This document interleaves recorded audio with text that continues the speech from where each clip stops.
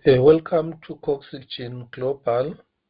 Today is 10 July, which is a Wednesday, 2024. It is day 3 of Coxygen Global Cardano Smart Contract Development Competition. Monday was a mock-up. Tuesday was a setup where you set up your FTP accounts, where you are hosting your code, and you are going to run your a decentralized application live. This is an in-person and online session. On today, we expect all those who were here on Monday, on Tuesday, so that on day 3 today, we are going to make sure that section A, 1, 2, 3, 4 are done completely. Here we are specializing in Cardano's Helios smart contract development. This is a JavaScript-like programming language which is very easy to use. We have two categories, which is category challenges, beginner. Then the B1 is intermediate. Our goal is to move beginners, especially the students we have who are the majority at the moment, move them from beginner to intermediate, and also to improve your JavaScript programming skills. There are prizes. We are looking at prizes for the best in A1, 100 ADA, A2, 200 ADA, A3, 300 ADA, A4, 400 ADA, A5, 450, B1, 2, 3, 4, 5, 6, 7. Each section, the best person is going to receive 600 ADA. Like I said, there are terms and conditions that will apply here. One of the terms is I would like to spread people receiving incentives. The second one is I would like people to move from A to B, to migrate from A to B.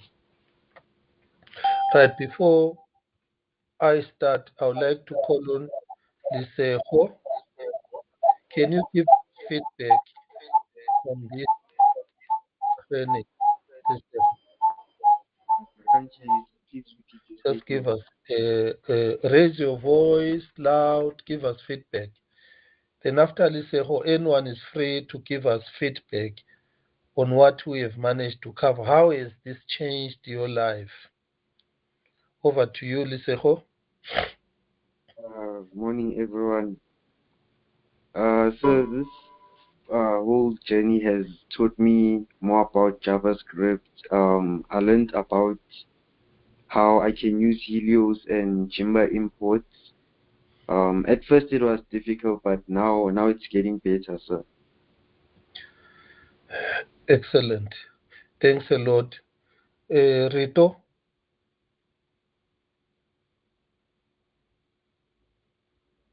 from your side.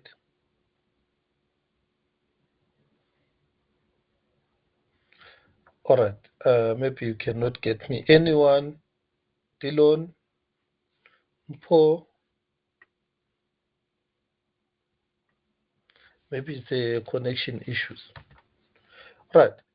Put up your hands or your hand up if you can hear me. Those who just arrived now.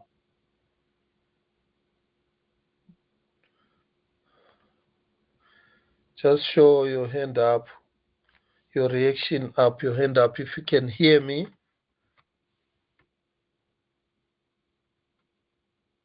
Yeah. Right, Liseho can hear me. What about others? Others are not settled yet. Charlene says, I can't hear you. If you can't hear me, maybe you can disconnect and reconnect.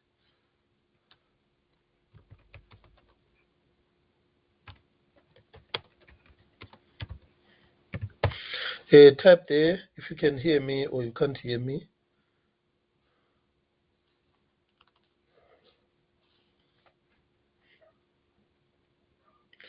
I'm not sure. If Liseho can hear me, so if you can't hear me, it means Dylan can hear me.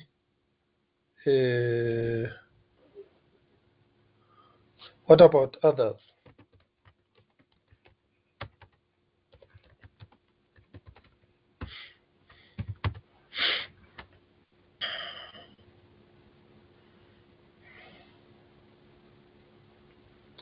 All right.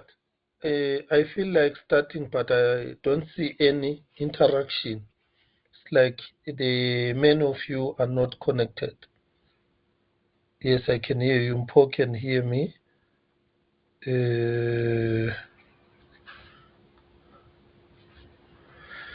All right, I'm going to move on because at least I've got a few people who can hear me. I'm recording again and I'm going to upload these videos today. The videos for yesterday, I have sent them to the group.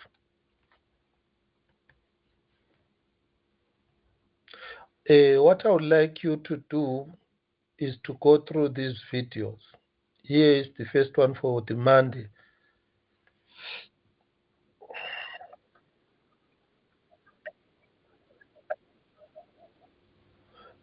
I'm not editing these videos.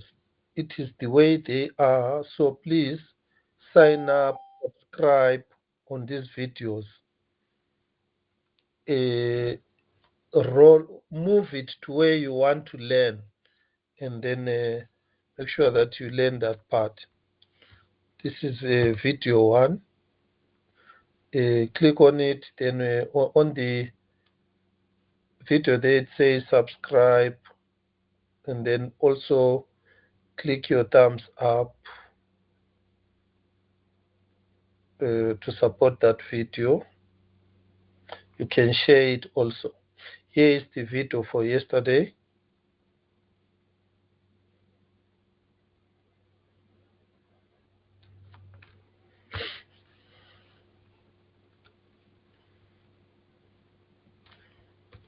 So this now will assist you if you miss some things when I'm going too fast. You can go through the video. I'll try to upload for today videos very quickly. Right, it's 4 past 11 now. I am starting now. Right. I'll repeat again. Make sure you have got your net to FTP here. Then log in, your password. Then you must have your page for testing. So in this case, I'm going to ask you to create another file. Create another file. So name it this way. It will help me when I'm making, when I'm following, I read this file is for all the files will be in one folder. Then immediately I can see who they belong to. So create a file, give it this name here.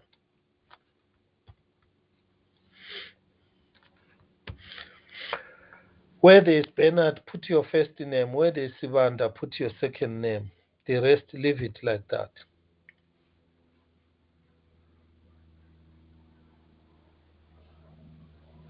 So it must be a blank file, HTML file.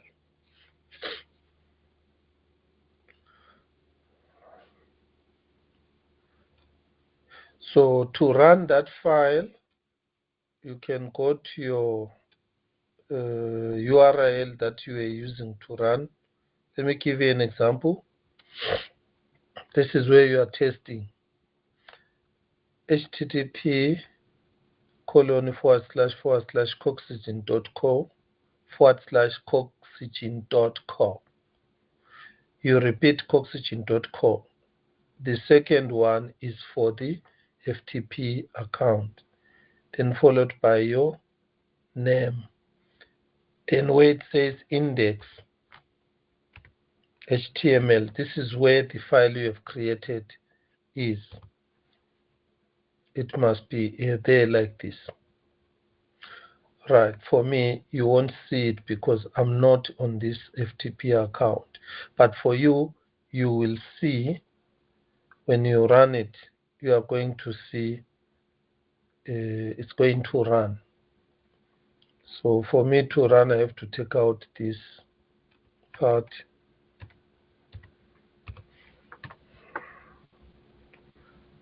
Right, let me check. Oh yeah, for me it is under Pacman Cardano.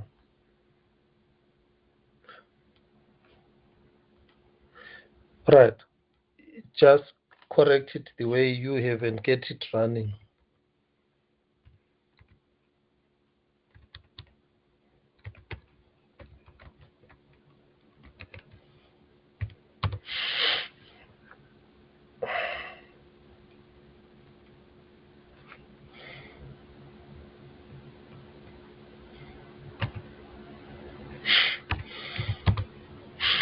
Okay, so when you run it, it will be blank. So now I'm beginning to give you the code. I'm going to give you this code. It is the same code like what you had yesterday. All what I did, I simplified it to make it easy for you. I just simplified this code.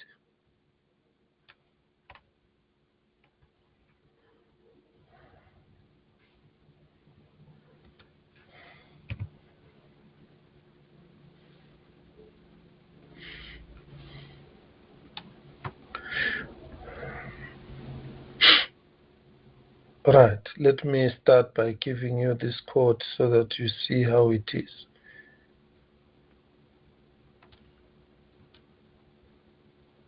Right, I need a heading here when we display on the wallet.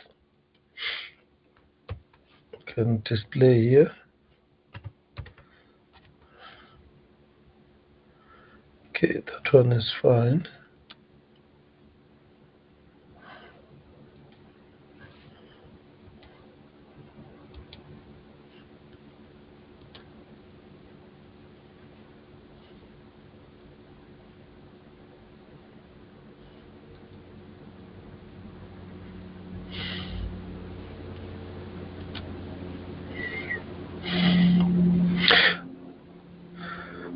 Right, let me start with the first part. Paste this part here. I'm sending it here for you.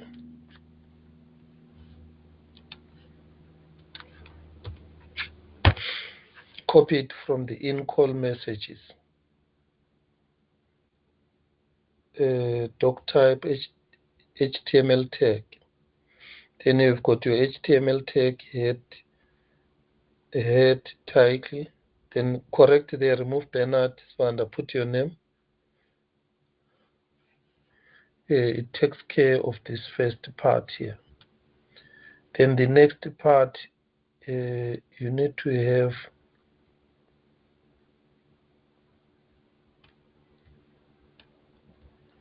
the jQuery. I'm going to give you the jQuery file. So I'm sending you the jQuery, this part here, the script. So you need to put this jQuery that I'm going to give you inside the JS folder.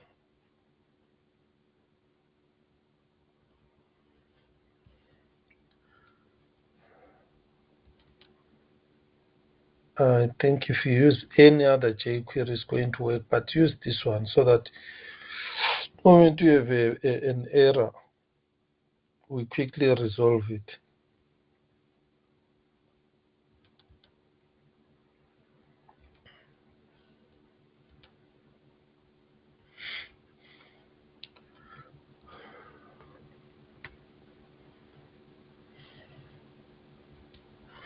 Right, get the jQuery here on this URL.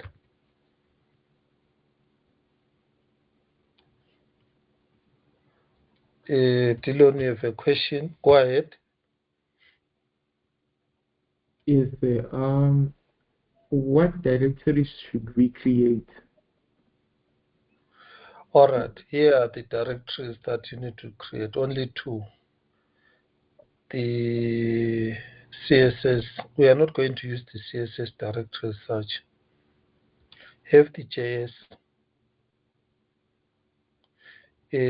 For now, have the JS. Because on this file here,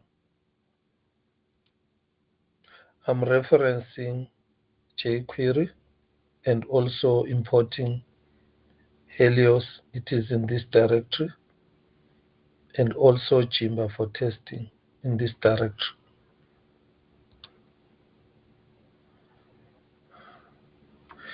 These other ones, we are going to create them later, like the CSS when we are doing the UI. You will create that. And also when we want to show an image. At the moment, I'm not showing any image. Okay, so the HTML file that you said must create, we just create it normally. Yes, it's outside here. You have an index.html, but this one here will have a lot of Helios smart contract code. So that is why it has to be day 3 again, day 003. It must be an HTML file. And then what you can do, you must have edited this code here, first part. Or you can have also this part to start the script. Let me just edit for you again.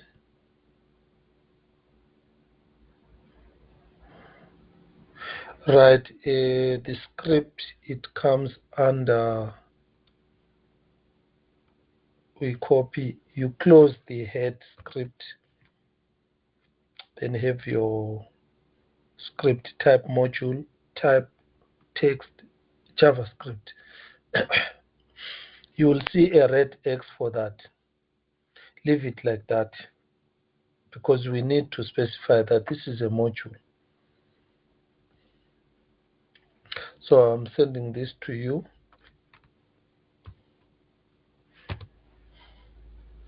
Set it up.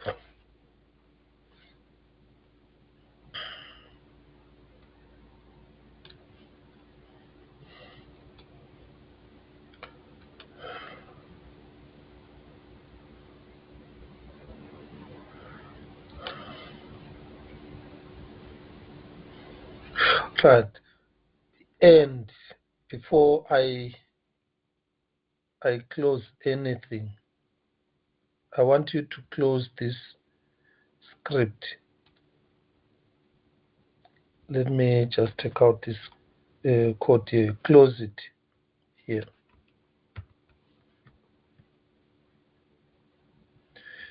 Actually, I want you to enter this last part. This code which is in between, we are going to enter it one by one, testing, one by one, testing, so that I'll be explaining the Cardano Helios components for you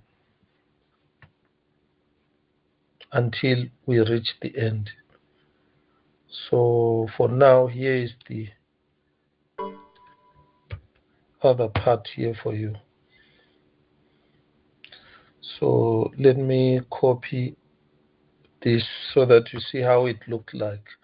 How is it looking like now from your side? It's looking like this.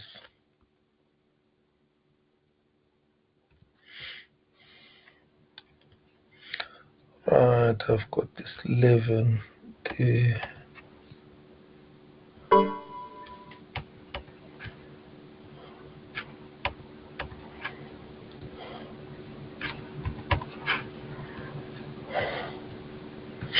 So it should be exactly like what you see here. I must have this doc type tag.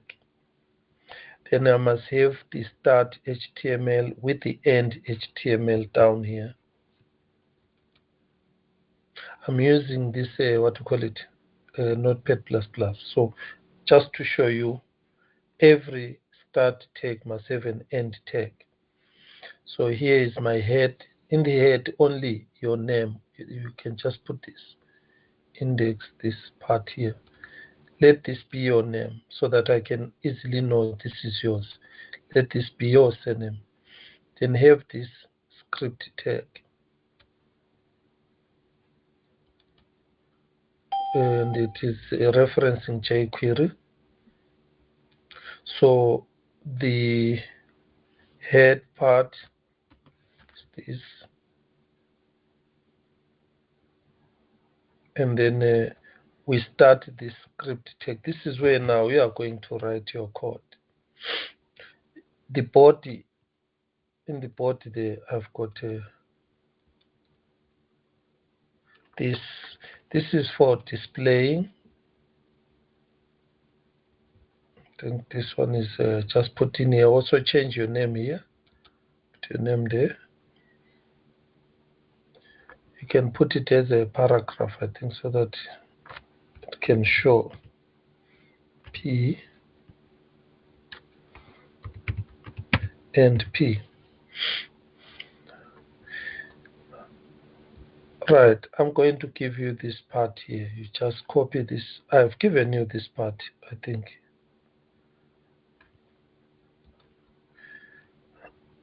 The first wallet, this is where it's going to tell us. ID wallet. It will tell us what wallet is there on your extension. The next part here is the balance. This is where now you show the balance. The address, tokens. Here, now the tokens are going to be a list. So you will see them as a list there. Right, information about NFT. This one we are not going to do today because it requires you to use a PHP. But I will show you the PHP part, how to retrieve this metadata and display it here. Here we want to display the image of the NFT. This is what it does. Here, this is where you will have to display it the way you want, depending on your use case. But for me, I'm just giving you an example of the UI elements just to display some of the information. So we are going to start here now. Yours must be empty here. Let me check, are there any questions? Any questions from those that are here? Right, let's see if there are questions. Can everyone hear what say? Are you not hearing me? Dylan, am I clear? Can you hear me? What is wrong with my...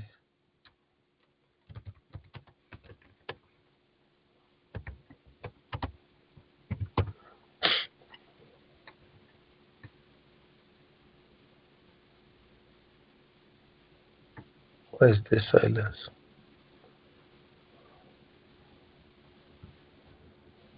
Okay, let me take out this. So take out this. Yes, I can hear you. Oh yeah. Okay, great. Yeah. If you can hear me, then that's fine.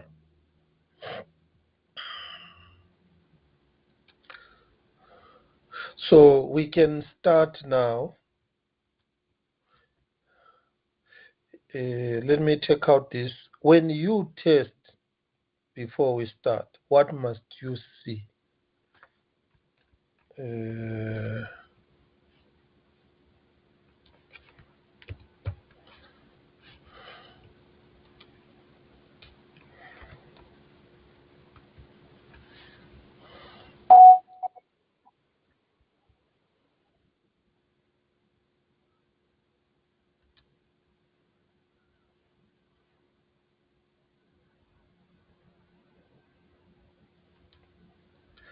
malware detected.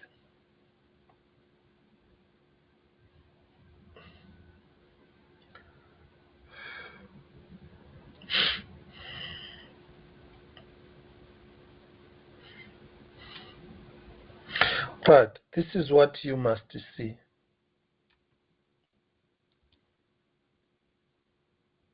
That's what you must see. You must see your name like this, and this part here, like that is what you must be able to see at the moment. Okay. So let us go step by step.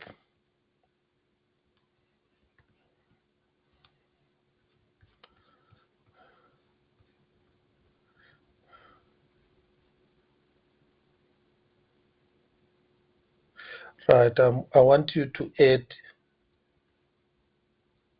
a function, this DOM content load, asynchronous function, down here.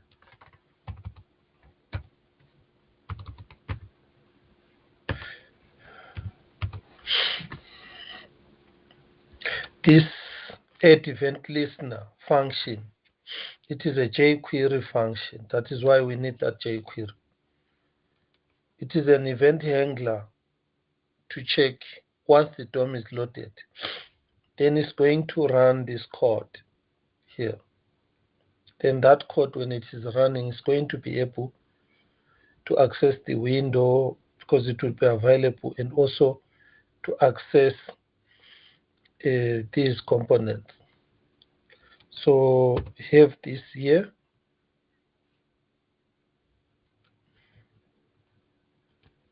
There are only first two functions. We are going to go step by step. Adding, then we test, we add, then we test. Right, let me give you this.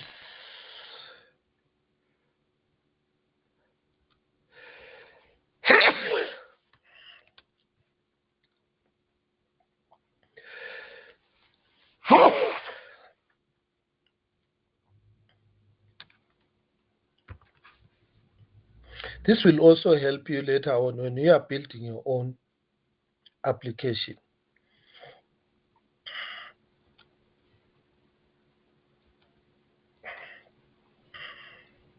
Copy paste. Here is the add event listener function. Edit. Follow this style for now. What I'm giving you here won't change. It will always be the same. It is just the structure of the project to make it easy to judge different people.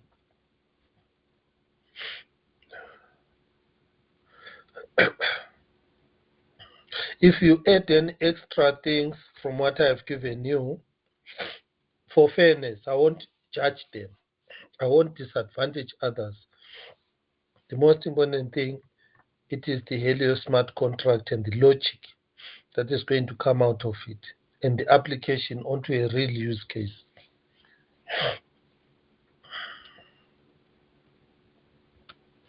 Right now, we go to this part.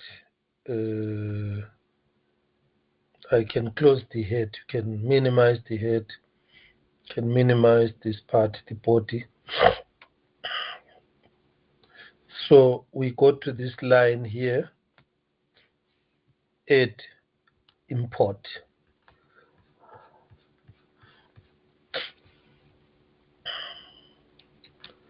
So I'm giving you the import. Let me check. Did I upload the jQuery for you?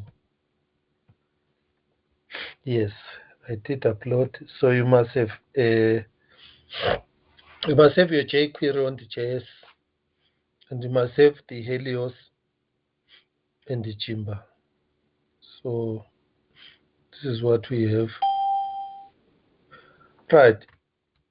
Here is the first import of Helios.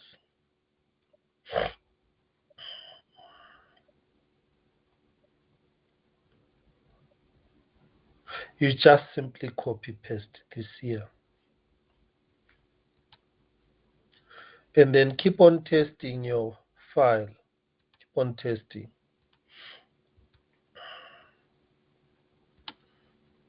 Let me push to my right side. At the moment, I don't see anything because we haven't started testing. So let me give you the import.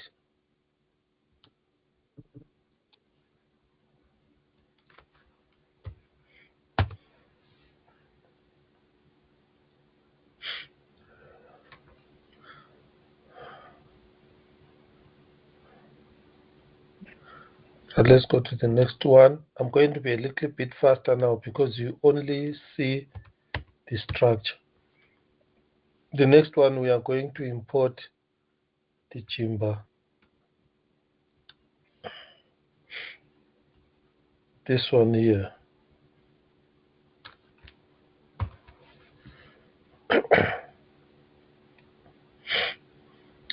Right, I've got an upgraded version of Jimba. I'll give you, then you replace the code that is there.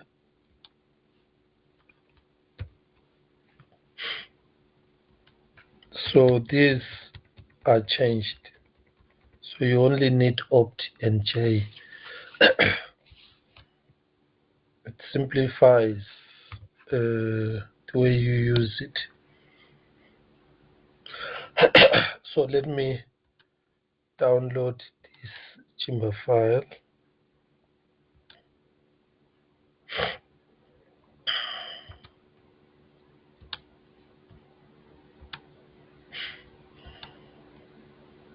You see, this one has improved.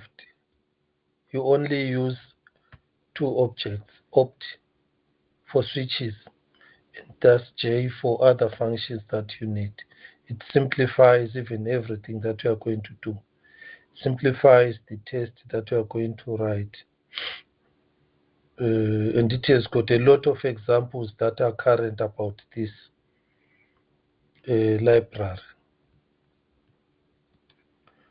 Okay, so let me send it to you.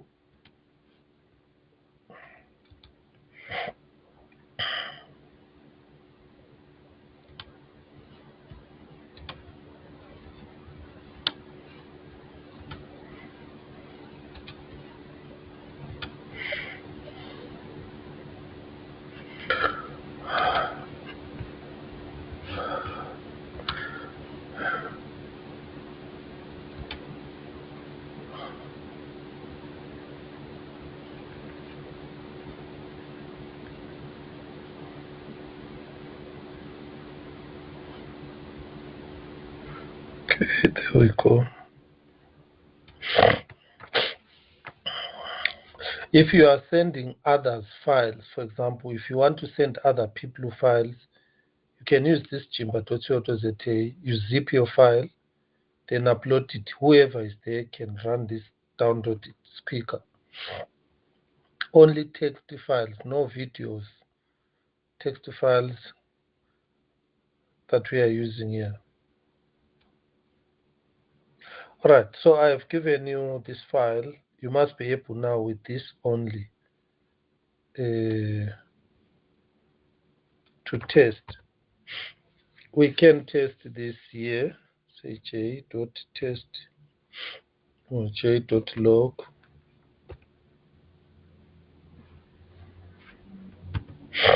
1, 2, 3 started.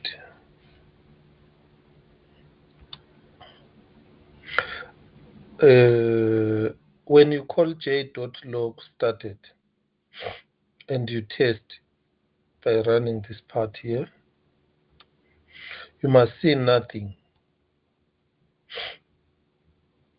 Do that, you must see nothing here for now.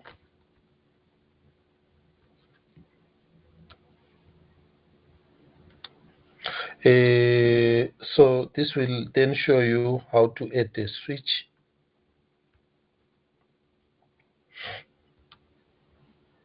Which is the first one. So we can start with these two switches. opt.run.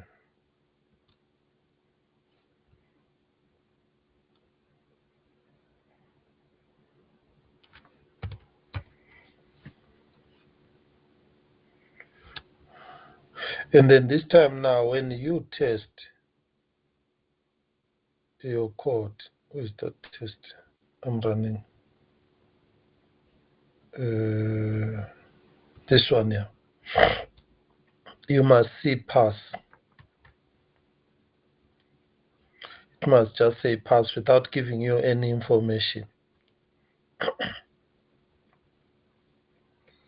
Now we want to see what is it that has passed.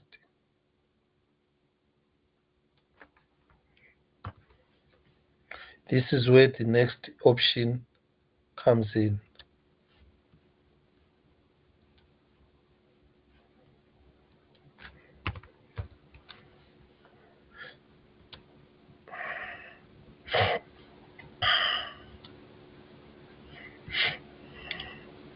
All right. You need to add here a variable.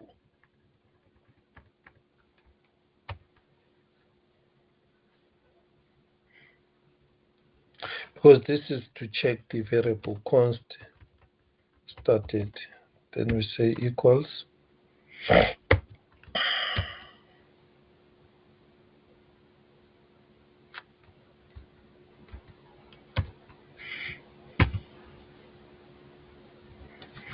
Then here, what I want to show you, when you are using JLog, console log doesn't have these braces.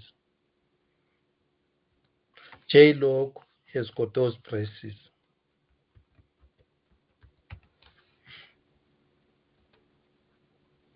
Then when you run it, it must then tell you what has passed.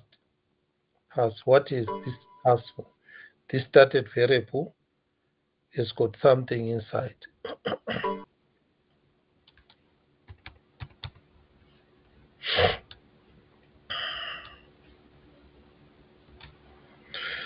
So if it is nothing, for example, if you don't put anything, it's empty, it will say fail. So that is how you can play around with it. This makes you comfortable running your code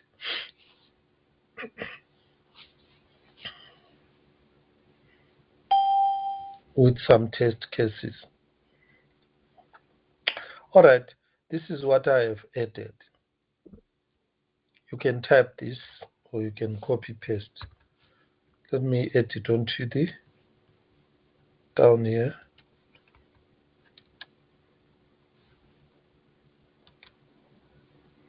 All right, the Jimba file, you upload it here. Let me show you, Liseho.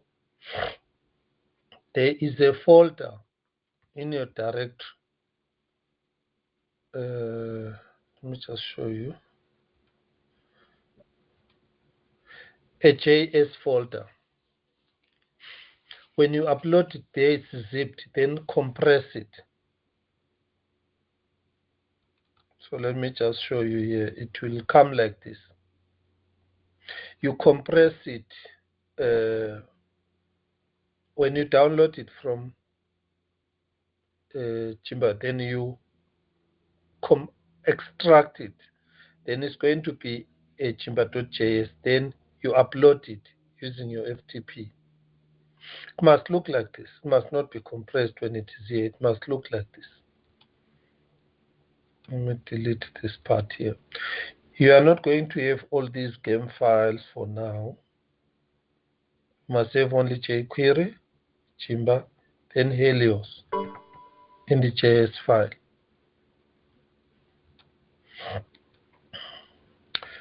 All right. When you have got this running and you've got this opt._, capital R equals 1, it runs everything. When you change the top one to 0, try that and run it again. It still passes and runs. What is this telling you? The R is run everything, including test. The O is run console log. In this case, I only have got JLog, which is a console log. So that is why it's running. If you want to see the difference between console log and this one, you can do that. This is where you are going to see the advantage of JLog.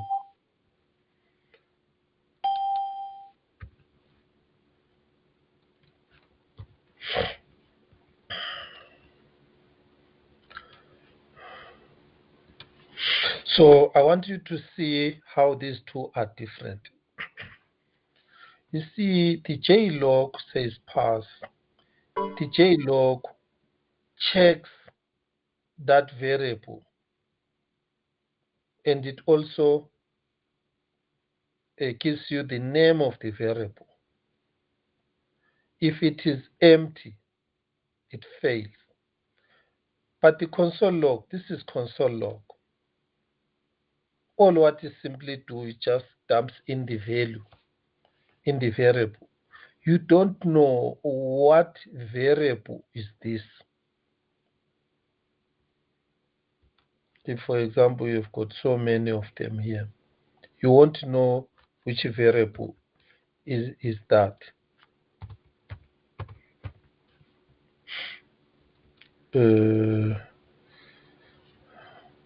This one, it will tell you the name of the variable that you are referring to. Should the variable have nothing? I want you to see the difference.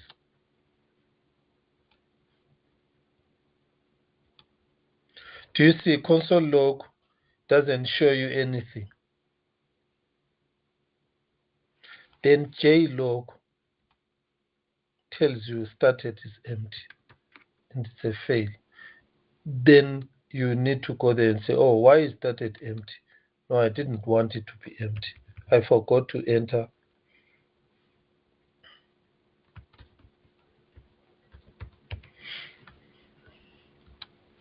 Right. This line 21, which you see from here, we say started, is very important. It will tell me this function has started running. There is a test. You can use a test to check that. Is this event handler function from jQuery running? I'm not seeing any problem here. I'm not seeing anything. For example, especially when it is like this. You don't know whether it's what is running first. If I run it like this, you see there is nothing. You really don't see, is it running or not?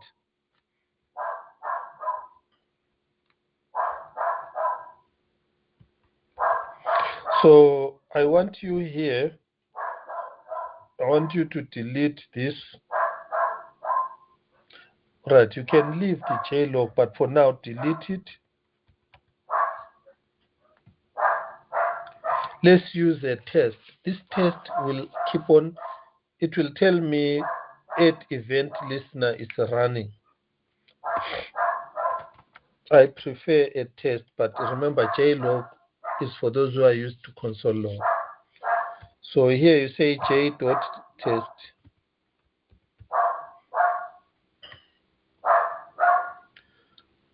And then what am I testing? DOM loaded.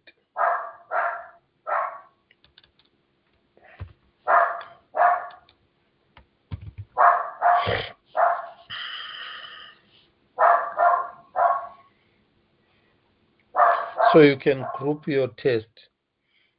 Then I'm going to call this group A test. And then here, what am I checking that it is running? This is the function that I'm checking it is running. And then in this case, I want to check a variable, but there is no variable to check here on this one here. So you can add in a case like this, where there is no variable, but you just want to see this is a running or it's not running, I'll show you when this is not running. So you can use, instead of test, you can use check.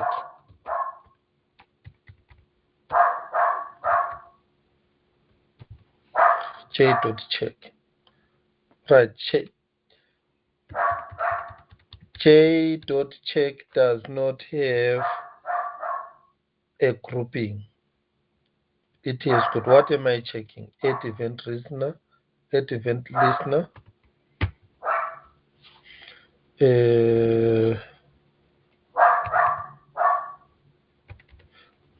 I want to see if it is started. I want to expect it to say it has started. I want you to see what check is going to display on the console. But it is not showing anything because you need the opt to switch on the test. This thing is handy. You will see where it's handy. Right. Let me run it here. Then look at this, how handy it is. Now I know this add event listener fired and it's a pass. So let me put back this.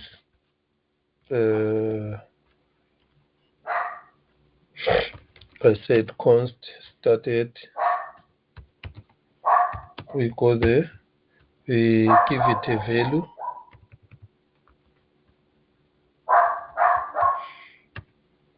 Then we use our JLog.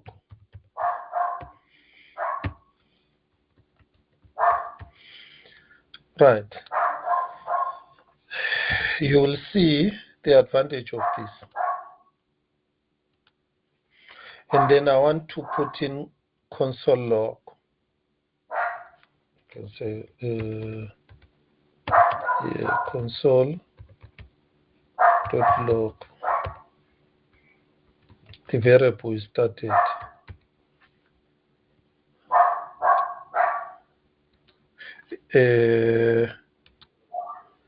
Right. I want you to see the three. The J test. These people. Hello? Hello?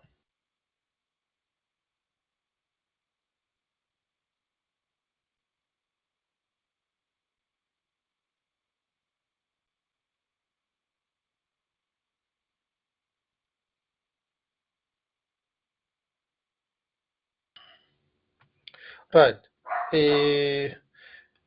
You can see I've got three things here. The first, this one says J test. Testing event handler. It says pass started. And then here we have got the JLog, the console log that has been improved. This one tells me this variable started has got this string ... started. Then, but the console log, it just logs the value inside this. Doesn't tell me this. You'll see when it comes to checking for bugs or some null values, which one to use is better. This one, it says it is a test, J test. You'll see why it's a test, but in this case, it doesn't look like it's testing anything.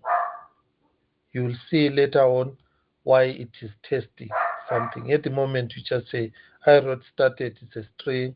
I repeated here, it's a string. For me, just to get the output. So which one is best to use? The check, the JLog? Don't use the console log. If you are used to console log that you can't do away with the habit, it's fine. can use it.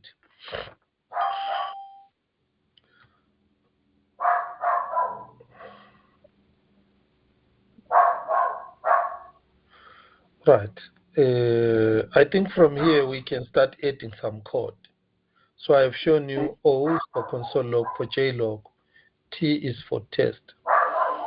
So if I switch off, put 0 there, then I run it. Do you see? It shows me the JTest only because the T is the only one with a 1. If I go back now, I don't want to show any of this console log. My code is fine. Just want to run it. Then we run it. You see, it is optimized. Right. Just 1 minute. Play around with this. Let me go and check what the dog is barking at. Just 1 minute.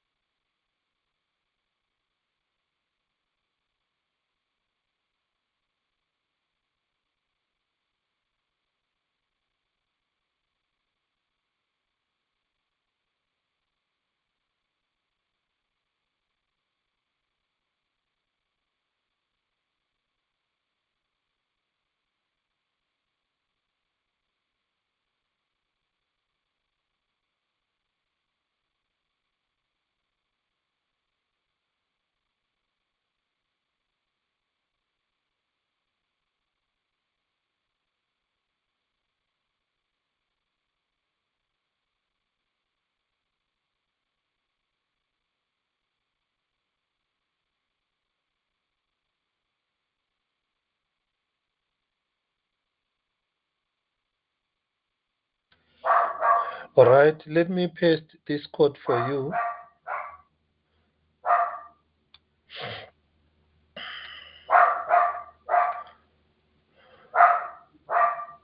I'll paste this code. This one. Again.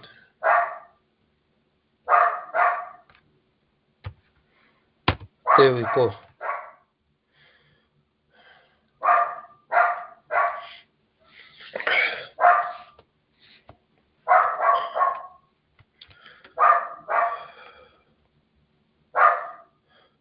So the moment. Also line number 15.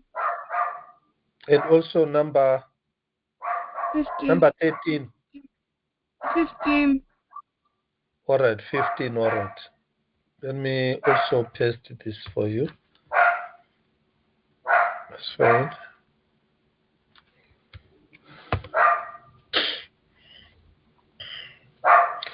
So the switch _R capital R underscore O underscore T are for different purposes. The R means it will do everything. It will run this, and then it is going to also run this. Everything.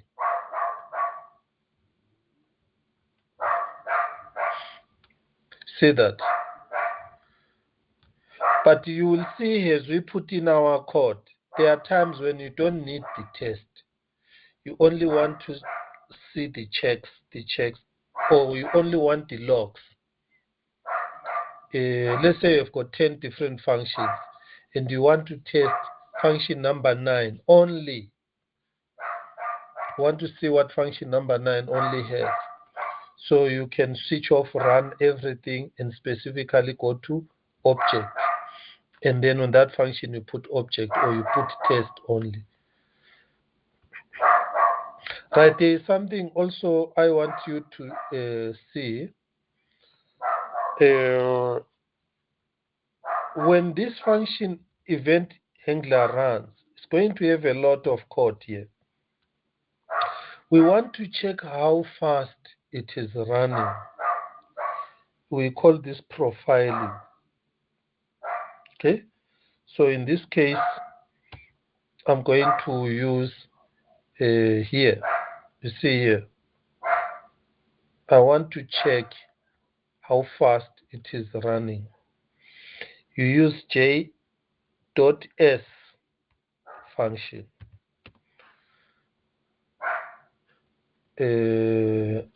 What does j.s function do? The s function is to start measuring the milliseconds. This function, the milliseconds, the time this function starts running. It must start counting time, seconds, minutes from here. Where must it stop? Normally, when you are profiling a function, you want the whole function. So at the end here, put the j.e. There it is, the j.e.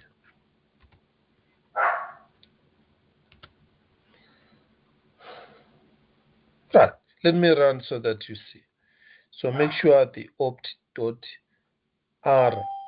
is there. Let's say run it. Right, look at the information that you are getting there. Now you are getting the total passes. Now the total functions. Now we have a list of function calls. You see, add event listener was called twice.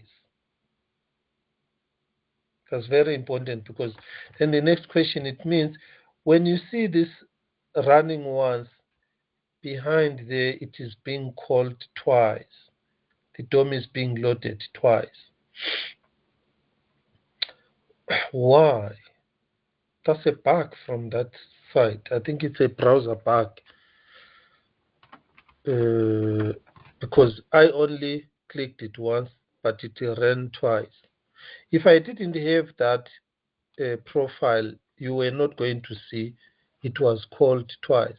Even when you go to the network here, when you are checking your code, you will see it will tell you this was called this what, but you won't see this was called twice.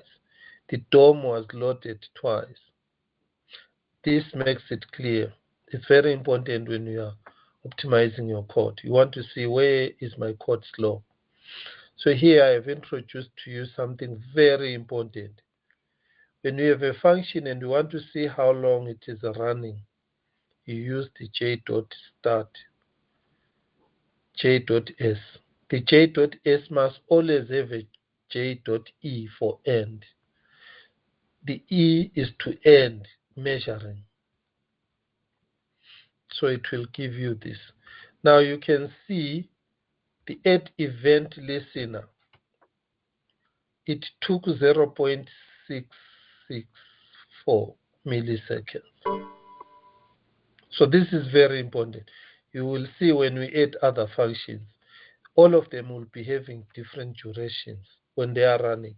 Then it gives you a clear indicator which one is slow, which one is fast. Then the slow ones are the ones that you must make them fast. You optimize code. So I've introduced you to this Jimba. JStart is very important for profiling your function. It doesn't mean you use it where there are functions only. Let me use it just here, just to see how my page starts and loads. So I'll add this as a function. Then let me say body.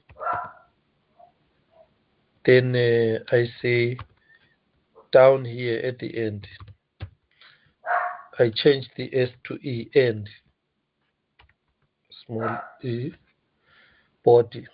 Let me run it. Let me show you this part here.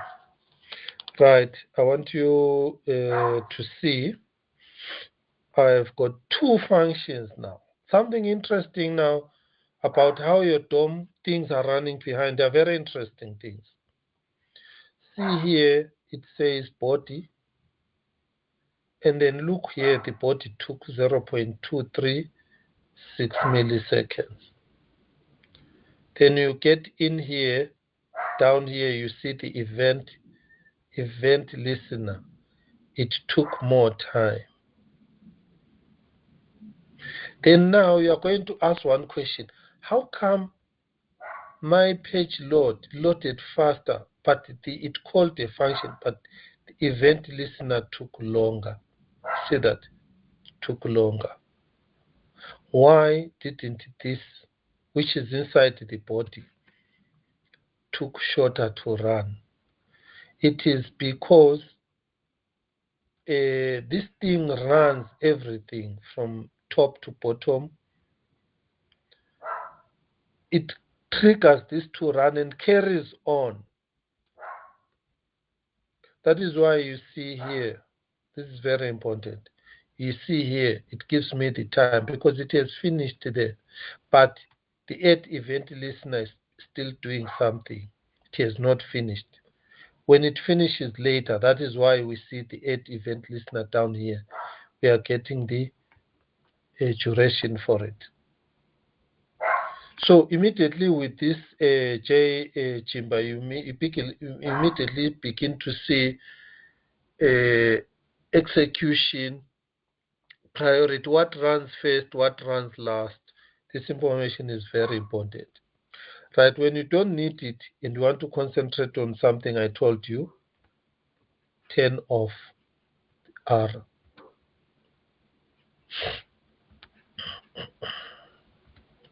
Then you don't see anything. All right, now let us move on to adding some code.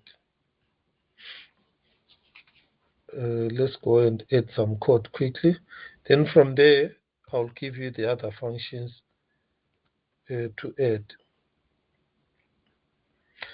Right, here are the other options. We are going to add these other options later when we need them, so that you will know how to use them.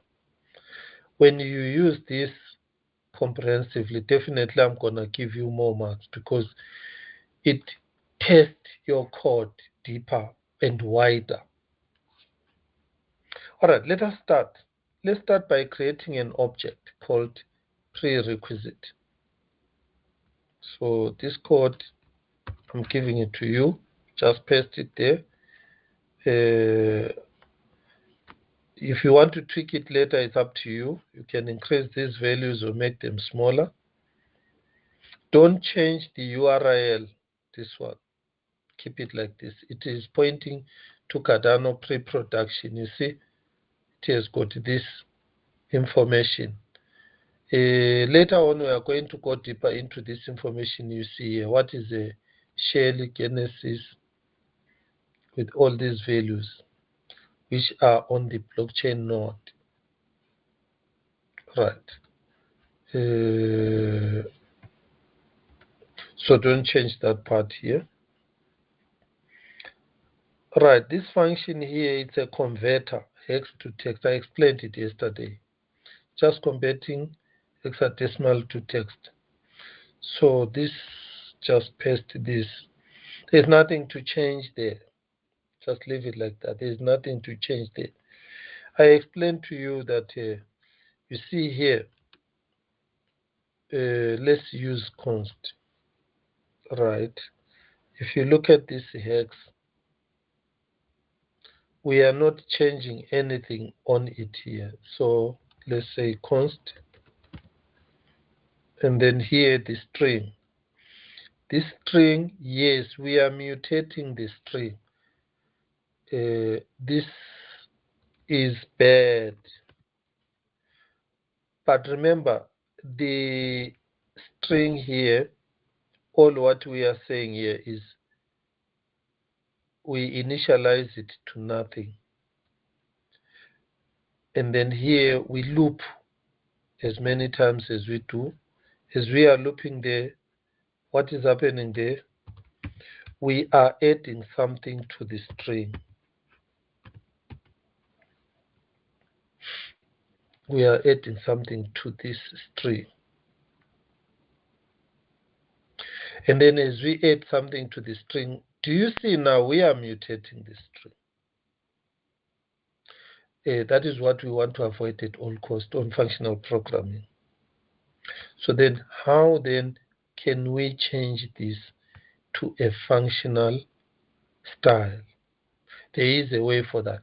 It is not for this one. I'll leave it up to you to go and figure out where you can still have, you are concatenating these characters here. You are converting using this string card to code, a number that you get from this hex.sub. From here, you're extracting these characters. And then you are just concatenating and producing a text out of the hexadecimal values. The only bad thing here is this state mutation, because then it doesn't become a pure function, this one. Then the next question is, what can we do to replace this? Even the for loop, say the for loop, it has got the var I, can make it let I 0. Then from there, then you see what we are doing here to the I. You are mutating it. You are mutating it using these two steps at a time. Yeah, checking, adding 2, and it keeps on increasing, moving forward. So here, this code is mutating some variables. That is the flag of the function is not pure. Right. There is a way to make this pure. Okay. I got it from internet. So it's not this topic for today, but we will change it into pure function. Why? So that when we use it anywhere else, we are comfortable. Nothing inside is going to be messed up. And also to keep the good practice. So I'm sending this to you. I've explained it.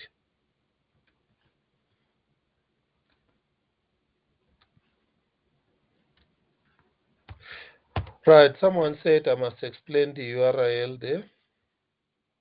Let me explain the URL again.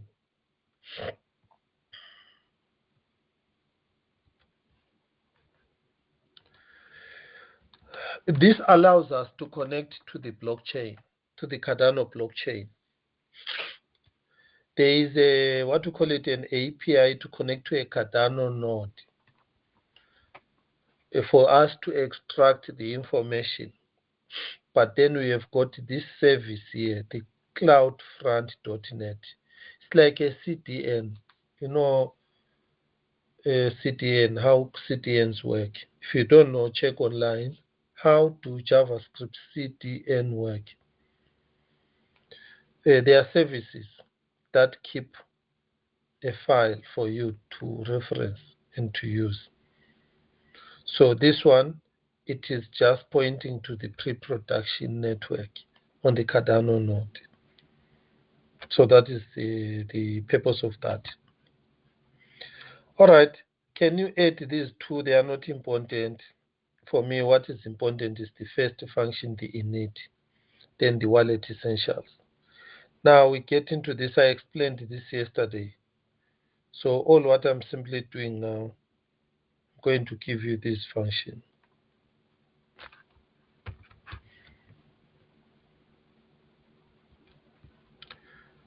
All right, there we go. So add this function here.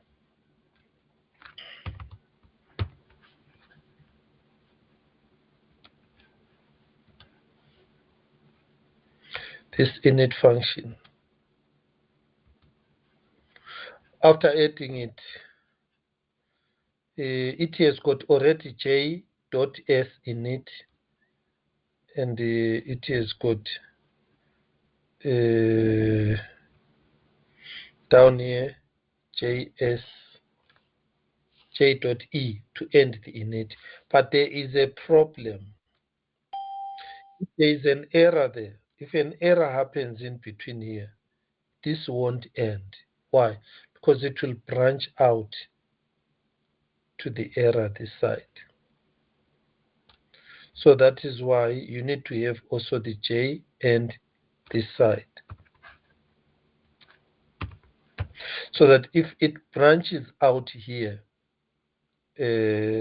forced by the try, this exception handling, we still can profile, get the duration of the execution of the function.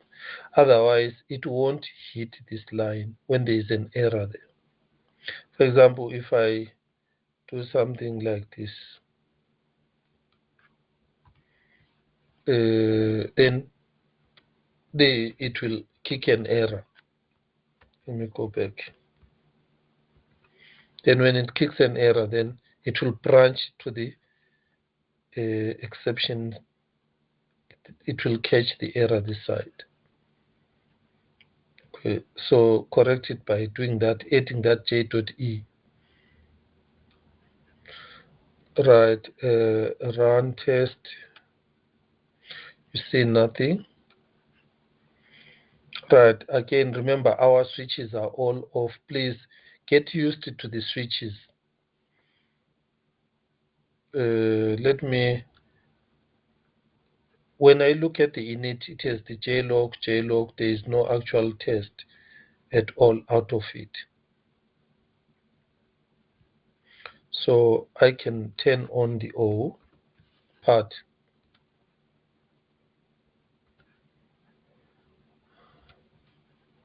Let's run it.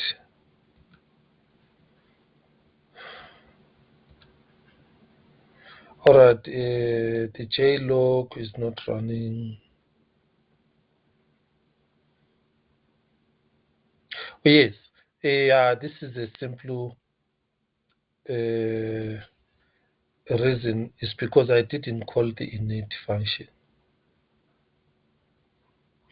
Right, yesterday I explained the async. Do we really need this async? Yes, because sometimes when you are running this, it can be a promise. So let's call the async. You have your definition of the function here. Then let's start here now. We call it. So on the code that I have here,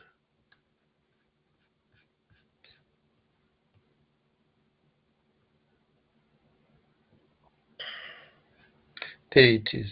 I add await. So let me give you this code. After that other code,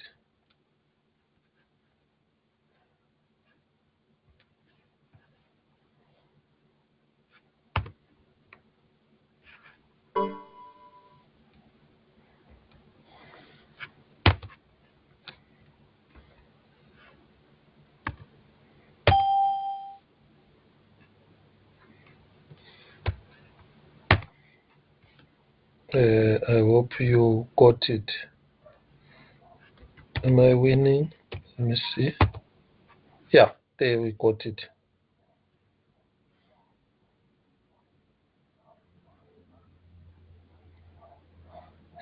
So const wallet equals await init. I'm calling the init there. Then you have the j.log wallet.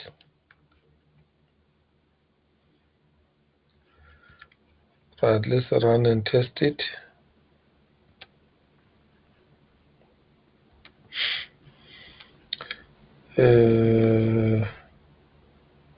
Right, in my case here, my init is not being called properly. Let's say fix that. There we go. So you'll see now you've got this information about your Cardano window, which is this one here, down here. There is the Cardano window. The JLog part is this one.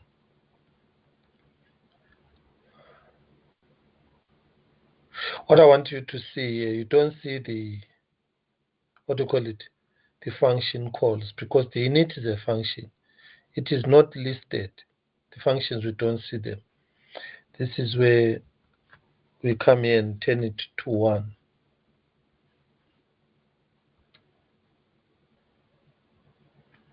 Let's check it. Oh, you put the R. Sorry, it is the R that will work. It will run everything.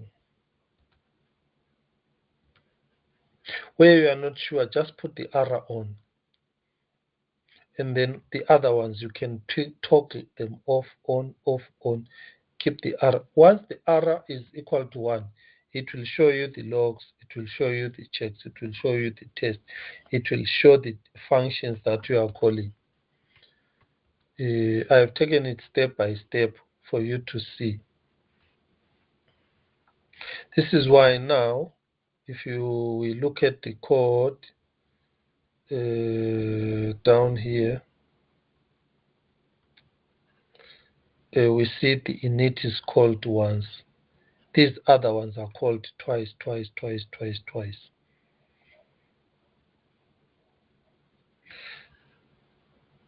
Right, how long is the init running? I'm not seeing the init here, I don't know why.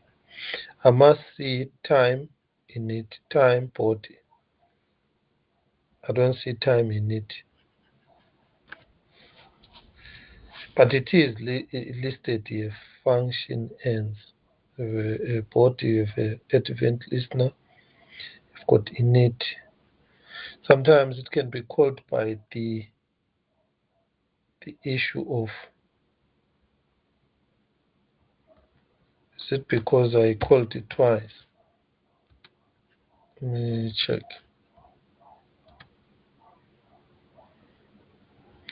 I still don't see it, and I'll check why. I must have time for the init to see how long did the init take.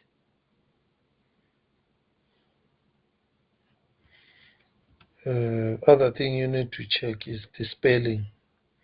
The spelling must be the same. When you call it, when you end it, must be the same.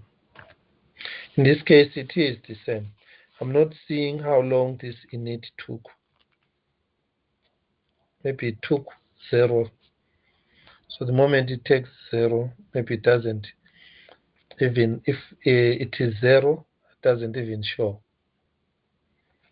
You will see others, it will show. All right, I have added the init. Then I'm going to give you the next one, which is the wallet.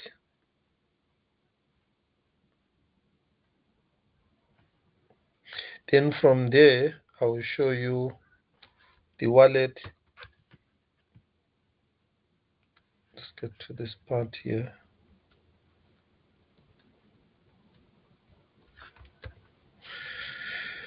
Okay, cool.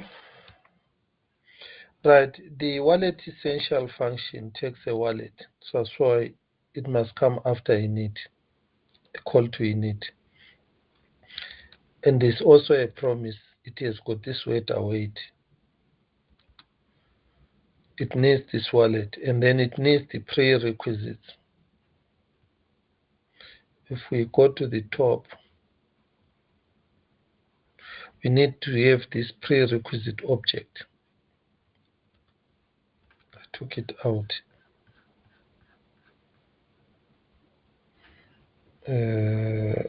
Let me check. Yes, I took them out. Right, I'm going to add them back. This function and these two.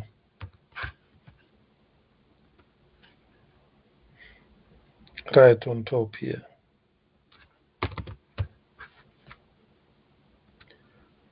There we go.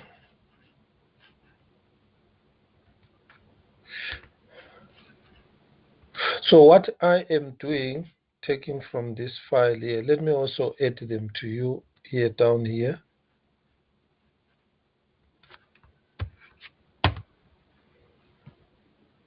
Can copy them and add. I have taken you to the road where you can now move forward on your own. I've shown you how to be adding and testing this. So I've got this. It is being used here as a parameter for calling the minimum adder. So the wallet data, we check it here.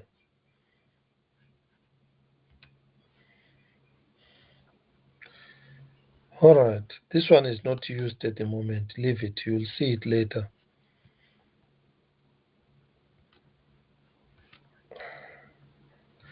Right, let me run it.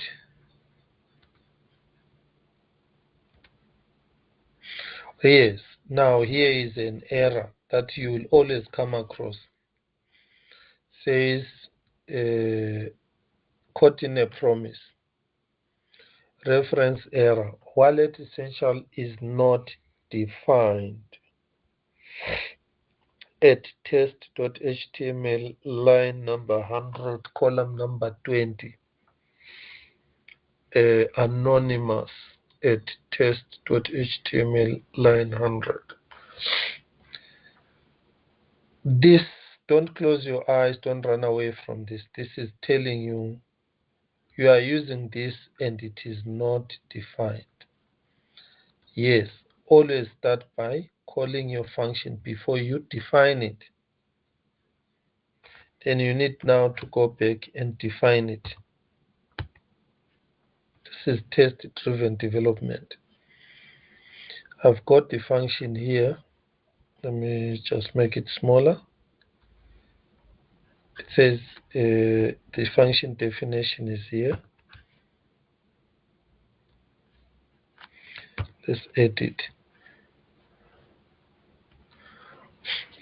So from your side, to get all these functions on this file here, here is the file you can use to get the functions from. Go Coxygen, Pacman. This one, Coxygen, Pacman index. Then right click on it, go to view page source. Then you've got all the HTML and the JavaScript code. Although I have improved some of this code here. Like this is no longer like this. All right, another thing I can do for you, I can just give you this one here, this file here. But it's the same, 100% same. Can you get it from the other side? So this is the wallet essential function that I've added here. I explained it yesterday. It needs a selected wallet. And then from there, it is going to do almost 4 or 5. I've explained this yesterday.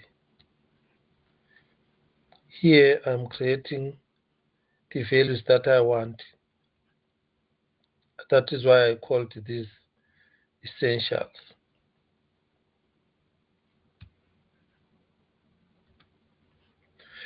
All right, let's save. Let's test again. See now, lots of information. Things are running, functions, you can see them, failures, passes, you can see some console log. Now, this is where now let us turn off some things.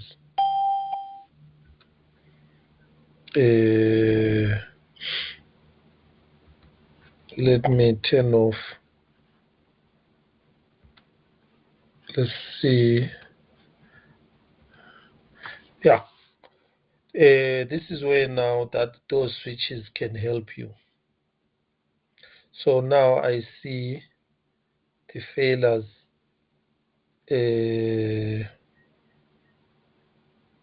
All what I see, everything is passed here. I say, show me the test, show me everything is passed here. So what about if I say, oh, only, what am I going to see? Right, you see now when I say, oh, only, things fail now. The window is undefined. Begin to have failures there. While it is null, while it is null. It means there is another JavaScript function that breaks the moment I turn this off. Okay, let's keep it there.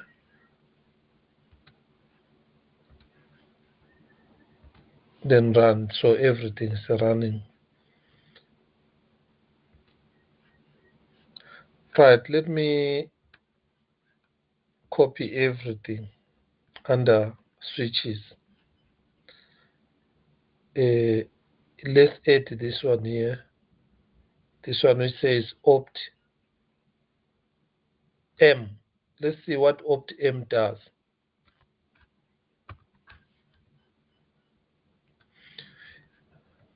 M is for methods. Let's change it to 1.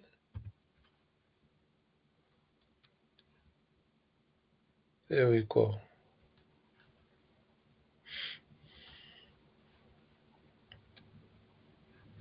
What you are going to see, because I turned M on, now it begins to give me a stack frame like this. It begins to show me this is a Jimba.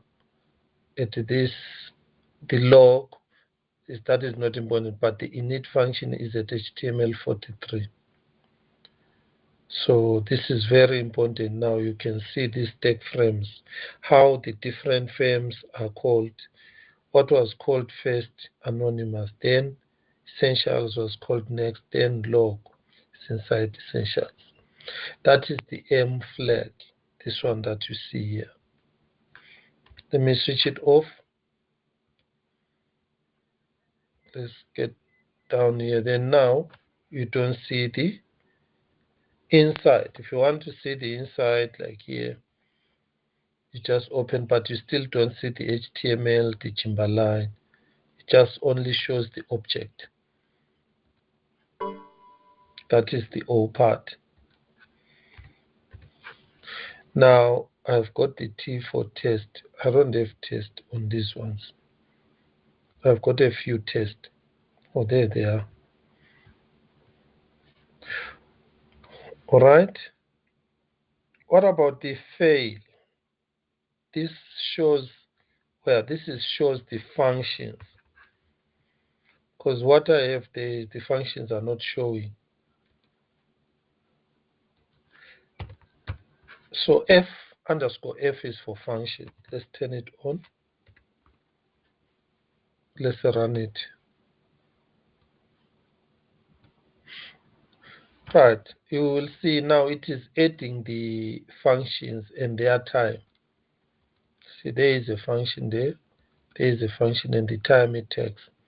Now I want you to see now the board is taking longer than before because there is more code to run.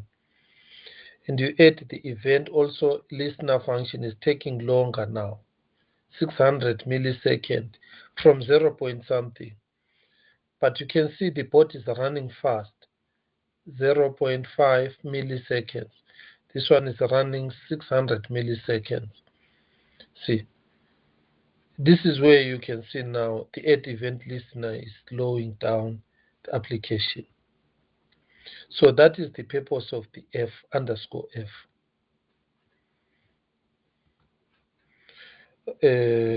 Right, the T is there. Let us add the fails only. Fails only. Here we want to see only variables that failed. So let's turn it on. Once we say fail only,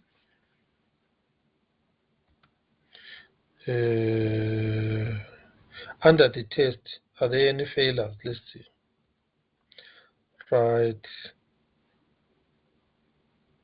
5. No, function calls 5.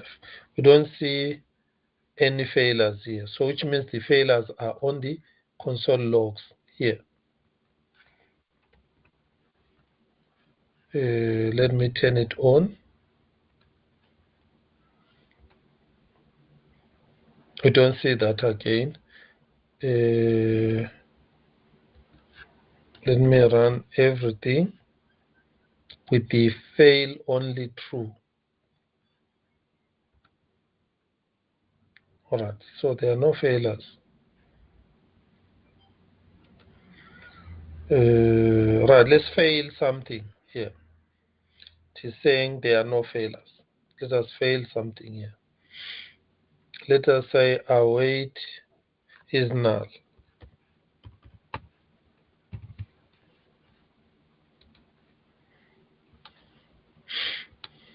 There, see. Now we want to see the failures only. Yeah, there are no passes, you see. Why? Because this fail only is there, is on. We switch it off. I still see the failure. Why? Because here I said show everything. Then I say don't show everything.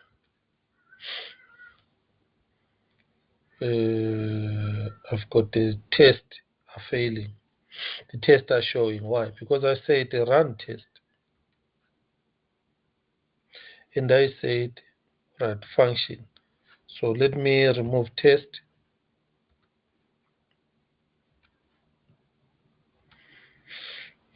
See.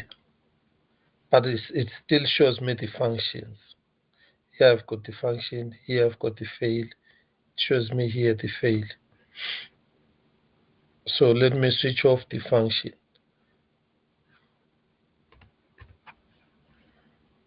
With a lot of practice, you are going to be the master of this tool. And it's going to help you a lot, you see.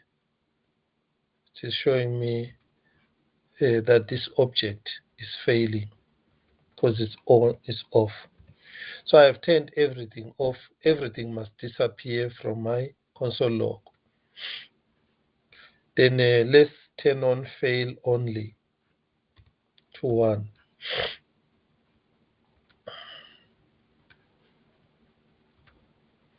Don't see anything. So fail only will work with a test. I think so, yeah. Or with objects. So fail only, you must either have test and objects. Like in this case, all my failing test. It shows me only the failing test. Let me turn on objects also. It will run the objects, but only those that are failing. There you see. See, object undefined. This test wallet is null, failing only. This is very important. Actually, when you turn this O to 1, and then the test to 1 and say show me fail on list best practice, then you can deal with what is failing here and make it pass. You will see when I make wallet pass here, then the wallet null disappears without telling me it passed. Do you see that? Everything disappears. It doesn't show the pass.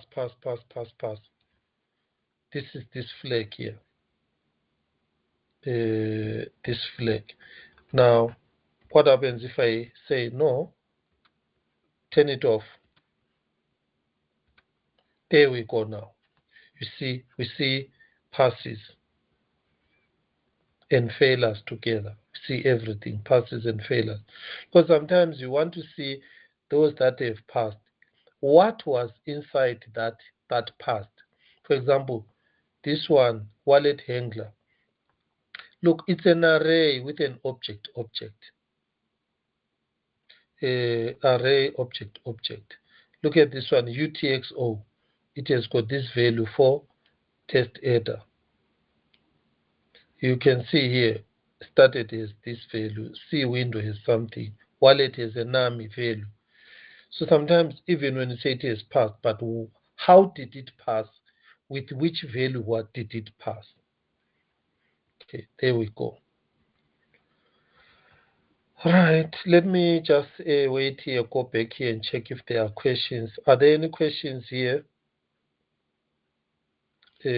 Ask questions.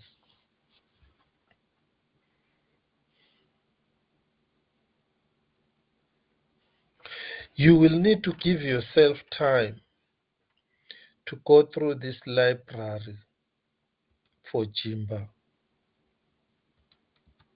and get used to a habit of comprehensively testing your code. This library here. There are some comments to explain how these things work. Right, there is another flag that says opt functions. This you can test them. There is something that I want to show you that is very important. This one, it will give you more marks. I can even pay you extra funds if you are doing that.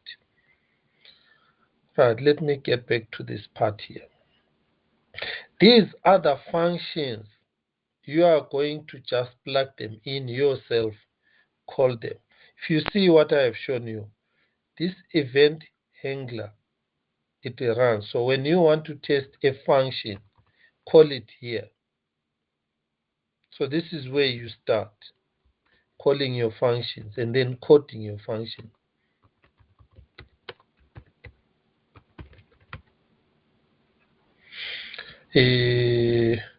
Right, let's create a custom function.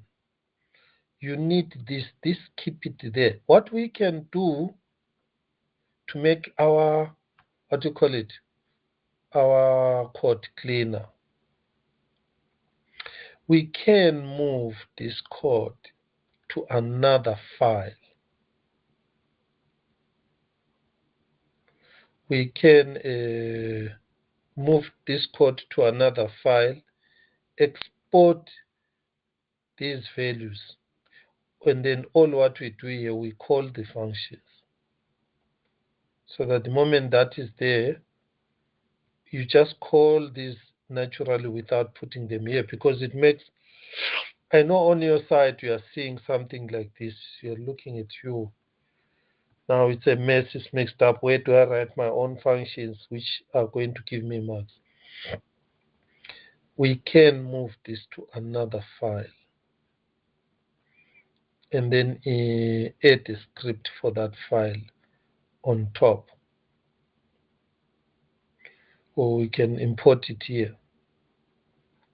Not going to do it now because once it brings some errors, those errors can take me time to fix. But that is what I'm telling you. You can refactor, push this, because all your smart contract with these libraries, will always have these two at the top. So we can take this, put them on another file, and on that file we export. Then we import here, the same way we did here. And then all what we simply do here, we are calling them. But we imported them there, we just call them there. Then this space, we leave it for coding, writing some other functions. So let me not do it here. It can bring errors that can send me to hell. Right, let us write a function test. This time I'm going to write simple functions because I want to show you the power of testing. I'll use the functions that are given here.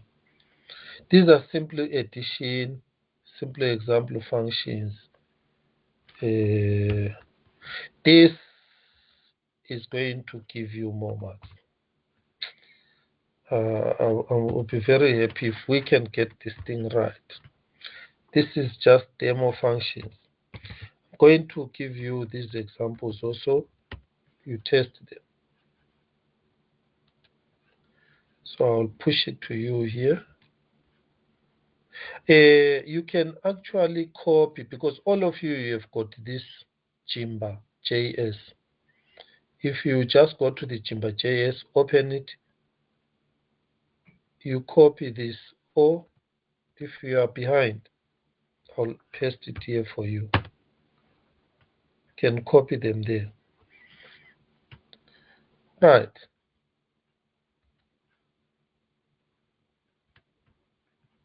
Before I've got these functions here,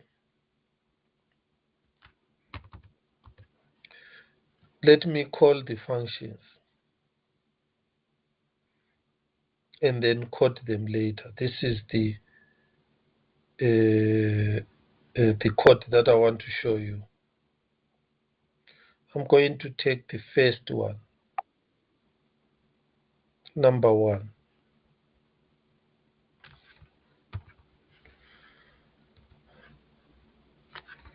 There we have number 1. So number 1, I've got a function called compute. It's calling with a first number.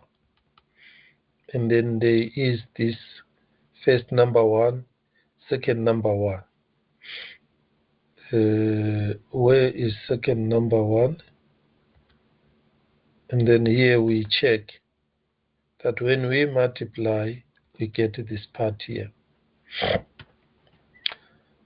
Let me do it in a simple way first, so that you don't get confused where I'm going.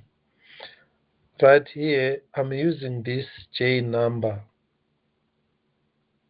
This G number, J.G number. G is standing for generate a random number between minus 10,000 to 10,000. Without this generate number, this generate number here, the second number, this is the first number. Without that, then we are always hard coding values like this. I've hard coded one value called 78. Down here for the second variable, I've hard coded another one called 56. Then down here, I am testing compute this one. I am calling this, giving it those two values to multiply those two. And then here I am testing the number, that it is running fine. All right, here it's fine. It is going to run. JCheck must give us something there. Let's put this one here so that the test is on here. We're going to see that. Let's run it. Right, there's an error there on line HTML 145. At 145 here. It's expecting that. Multiply this by this, return this. And then this one also the test undefined. Okay, let me test again. Unexpected colon at 24. Let's see. Oh, that was the colony. 41 unexpected colony.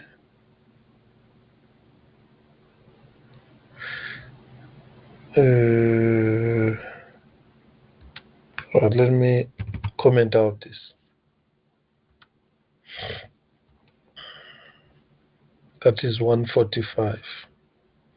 Sorry, so I made a wrong line there. 145 here. Oh, yes, yes, yes. It is complaining about this. This is a TypeScript way of writing, passing in your functions. So when I'm using vanilla JavaScript, straight vanilla JavaScript, you don't need to specify the types of your numbers. Okay, let me run again. 148, yeah. So these are TypeScript. In TypeScript, you have to. This is the power of TypeScript.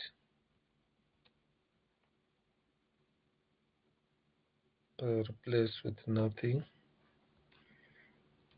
The TypeScript forces you to specify the data types of your parameters on your functions so that it can check if you are passing right values to it. The normal JavaScript vanilla doesn't enforce this. The compiler is too loose and allowing too many errors to happen.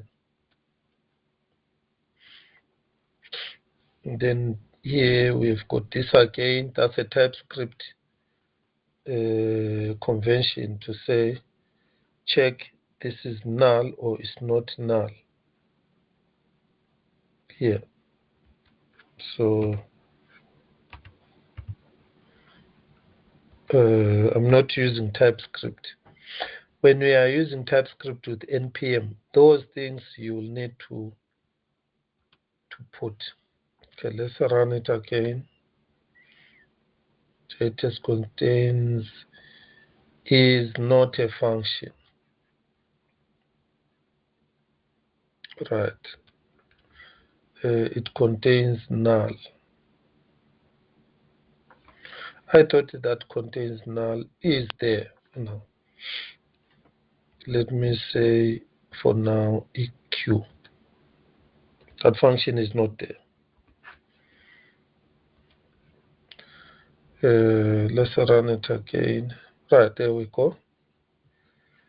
What I want to show you here, which can give you lots of marks. Here I've called the function this. I've given it the first number, which is 78. I've given it the second number, which is 65. Then here, I check when it multiplies this and this, is the answer 200?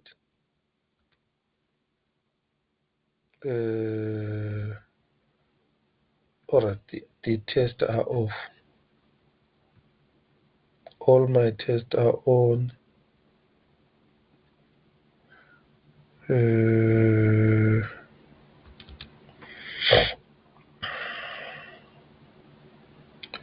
Right, I'm not getting the answer here.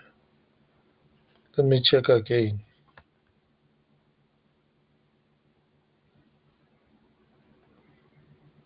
Yes, here is the test here. JTest testing, answer multiply. Expecting a 200, but I got 5,070. It has failed. See, it has failed. What I want to teach you, which is very important, I'm gonna even, if you are doing that, add more. quality there. All right. Who is this one? Leo is gone. Okay, no problem. All right, Elon. Right, yes. I'm going to upload this. I'm going to upload this. I'm recording it. Right, let me see how many people are still here. 7. Oh, cool, cool. That's nice. Welcome, Musa. All those who came after we have started. Musa. All right. All right, let me explain this again step by step. There is a problem here. You can only understand the problem with, yes, this is how we normally write our code. We simply test our functions that we have defined. Like in this case, I've got 3, but I'm testing this one here. I'm only testing with 2 values. I'm only giving it 2 values. Why? Because I'm in a hurry to code. I want to write other functions. I write these other functions. I call another test. I write these other functions. I call it, I give it 2, 3 values. But there is a problem there. This is passing only because I'm giving it 2 positive numbers. Like this. How about if I stretch this test by giving this processing function more different values to see how it behaves? Will it always pass when we give it different values? For example, will it pass if I give it 0 here? Will it pass? Will it pass if this value given here was a negative number?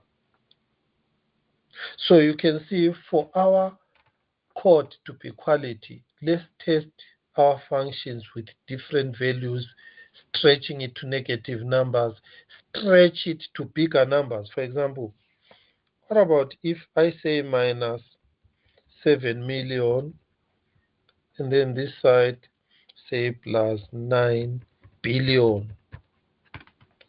Will my compute be able to handle that multiplication? This is where we come into that practice that I'm showing you. Right, you see. Now, how then, let me get back to this part here. So I'm going to copy it from here so that you see. There is a way where you can test your functions with different range values many times.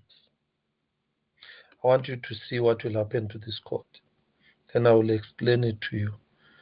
Got that part here. I'll just copy this. You see here, I called test pack. I said test pack. Test pack, I have defined test pack. It's a pack of tests. I'm testing these as a pack, but many times with many different values. Then you can see you are really cooking your function with different values to catch up all other boundary errors you are not going to catch if you are using single test hard-coded values. So I say test pack. Just use test pack. This is a function. It packs together all your tests. And then it will do something that I like. Let's go and call it. See here, this is how I am calling it now.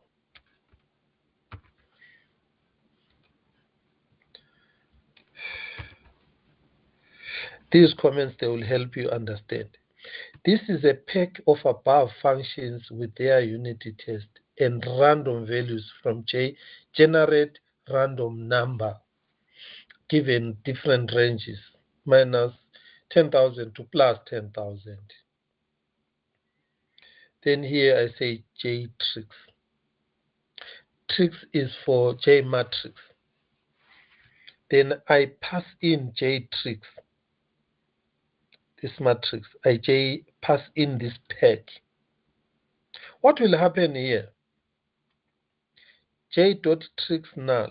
Use it with null if there is no J pack.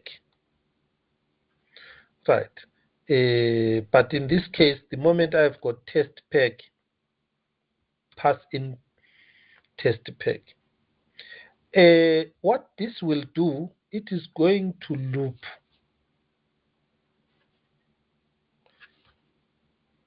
how many times? It will be equal to underscore tn. This is the total test that I want each function to be used. Test one function 50 times with different random numbers. But what about if I don't specifically put this opt test number? It has a default. Let's run it. Let's run it and see what's going to happen there. J.tricks is not a function. All right. Let me see on this part here. If I called it with a spelling error,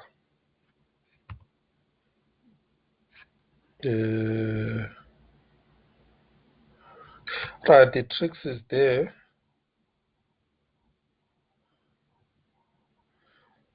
Is it a part of a check? Oh yeah, here I see it is part of check.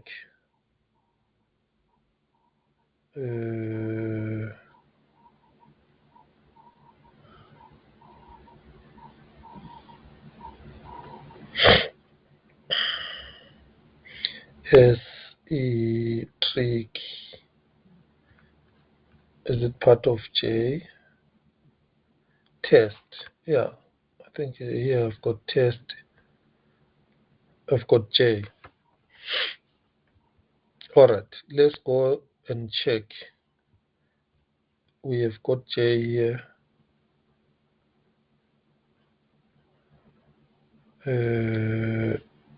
That J tricks is there. J tricks is not a function.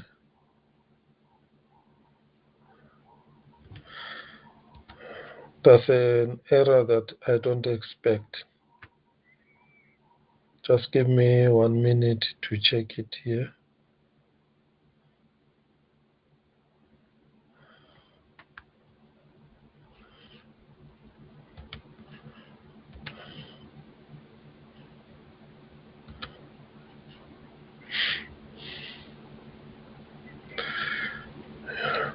Right, now this will want me to show you some debugging tools where we can put a breakpoint. This is also one of the ways to step into your code to see why it is saying it is not a function. So I clicked here to put a breakpoint. And then I'm going to use these arrows here that you see here to step into the code. So here you skip, here you step into. So I clicked that step into. All right, so that fails. Let me run it again.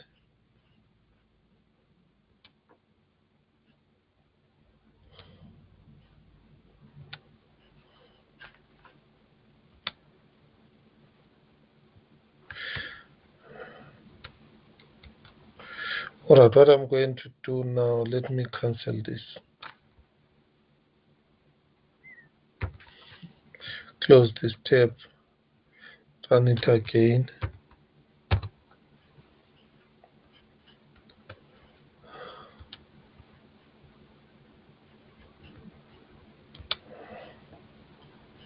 All right, I need to fix this. What I'm going to do, I'm going to give you a break and fix this. When I come back, give me 5 minutes. When I come back, we carry on here so that you can see this code, the JPEG. It is going to run each of these pegged functions here 50 times with 50 different random numbers generated from a range of minus 10,000 to that, which is pretty, it gives you more confidence about your computational function. Here, I've given these as an examples, but remember you'll be having your functions that are processing different values. But now you are randomly feeding it with more different values up to 50 times. You can even stretch. I've stretched this JTestPeg by supplying it even with each function 10,000 different random values. That stretches from a certain very minus range to it. Then what I discovered, there are some silent errors that it catches in that you never thought they could be passed in. Then that gives you more confidence about your function. We call it robust testing. This will prepare you for what is very key in Cardano, which is called property-based testing. Right. In Haskell, they use fast check. In JavaScript, they use quick check. But this, it gives you the first step into property-based testing, which is very key in Cardano coding. If you don't test your code and you don't do property testing, your code in Cardano, this guy's peer review, auditing, it won't pass. It won't go through. That is why this is very important. So let's take a break. I will sit to find out this small error here. After 10 minutes, let's come back around quarter past. Let's take a break. I'll stop recording, stop sharing. Yeah. Yes, edit right there at the end and then save. Right, welcome to CodeSearching. Today is July 10, 2024. We are on day 3 of our Helios beginner to intermediate sessions. Started on Monday, yesterday, today is Wednesday. This is the second session. Unfortunately, the first session failed to record. What we are doing here, we are going through the Helios smart contract for minting, transferring assets. And at the same time, we are going deeper into front-end testing using Jimba Framework tool. Thank you.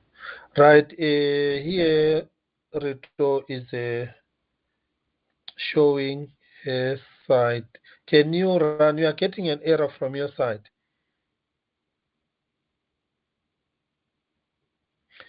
So when you run it,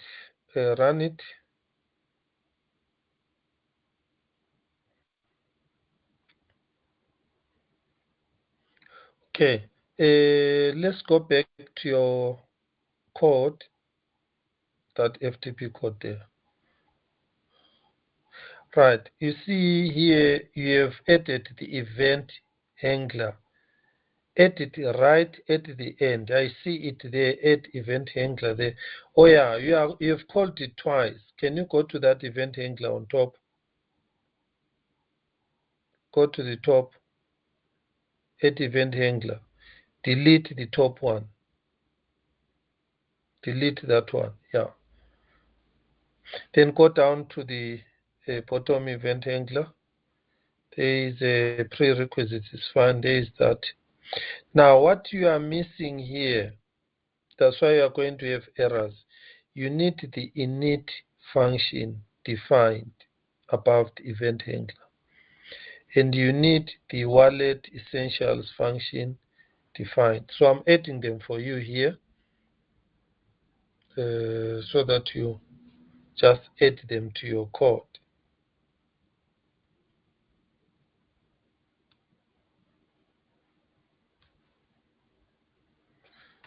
Right, those are the two functions that are missing. Okay, I'm sending them to you here now.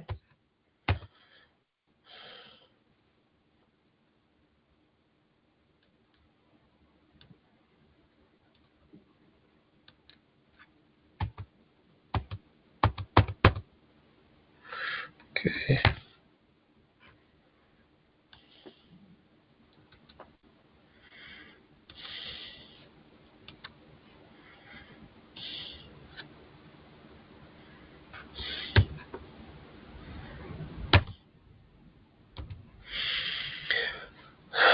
It's not pushing the code from my side. So what you can do,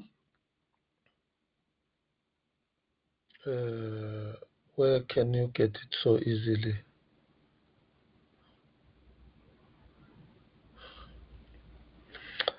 What you can do, all right, run this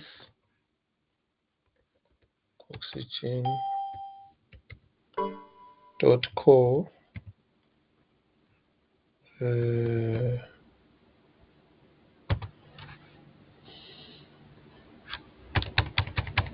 index.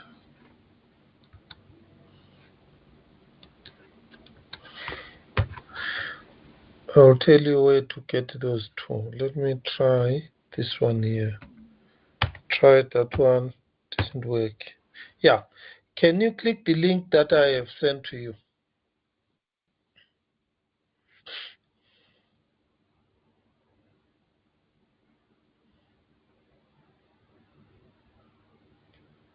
Right click on it and go to source code. Not on a picture. Yeah, that one. Click that one. Now, can you copy? Go down. Yes, go up. In fact, yeah, you are going down. Copy the function async function wallet essentials. Going down to that other async function in it. Yeah, go down. Go down. Then the next one is, no, don't copy the next one. The next one are for you. You'll be doing that. Copy that. Yeah, just copy that. Go to your code. Just paste it above event handler there. Below hex to text.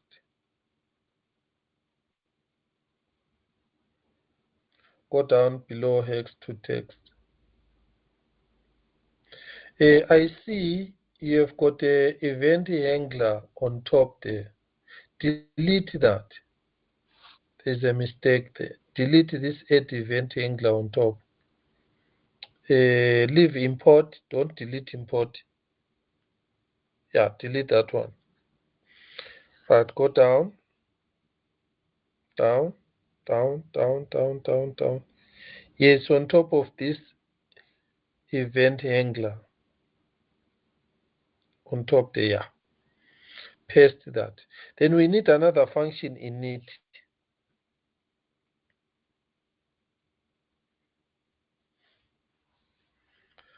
Go back and copy that function in it.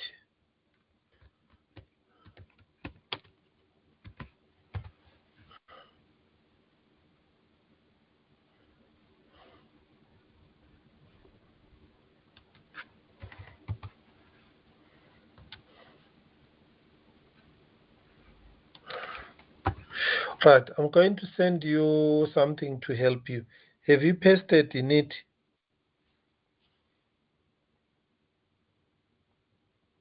Right, save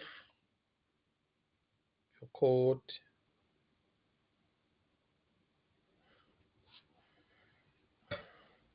Then you can test it there.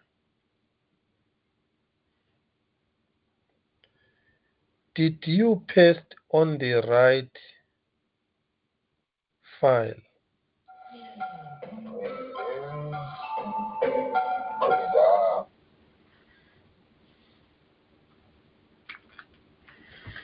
I want to be sure the file you are using. You see here you are pasting on the index.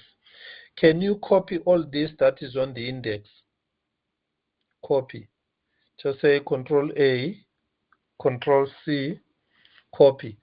Then go to your source code, change the file. You are on the index.php.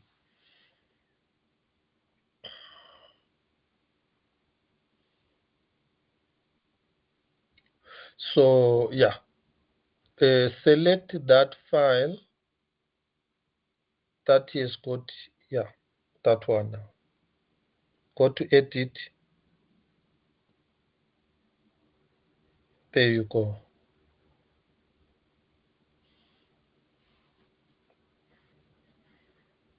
Then let's see, that is the file. You can select all, replace what you have here. Here everything was okay except you didn't have those functions. Go down, let me see. Function wallet is there. Go down. So here init was there. Go down. Add event. Look here. Add event. So everything is alright here. I see everything is alright here. Are you sure this thing is not running? Can you, yeah, can you go back to, wait, index, redo, run it?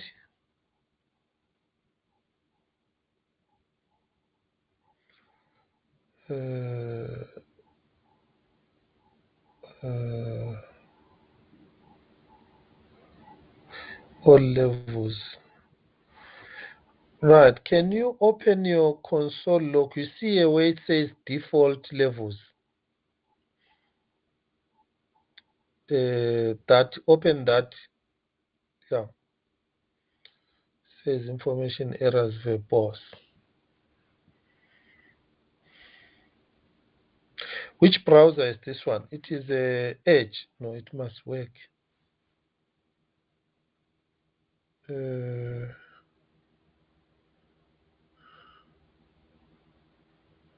Right, let's go back to your code. Everything I see is okay here. It must run. Let me check here on top. I see, yeah, everything is alright there. Alright. Can you copy your URL? The same URL that you have there. You are testing on. Copy it to the in-call messages. That one, yeah. I'll just click on it, run, and see from my side if I don't see anything, because I'm running with Chrome. View import. Edge, I'm not sure about Edge. Let me just check from my side here. Let's go to the element here. Right.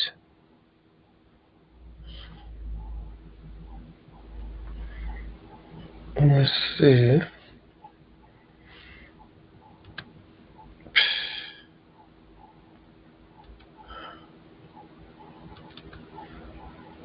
Redo.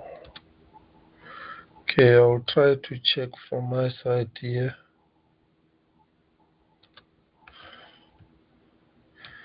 What is missing? Right, we've got import. We've got Jimba. That one is correct.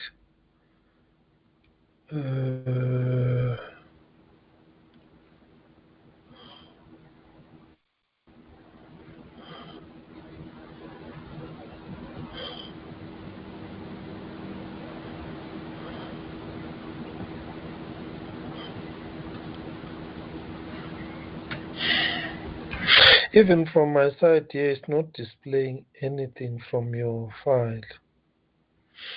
Let me just check again. So look.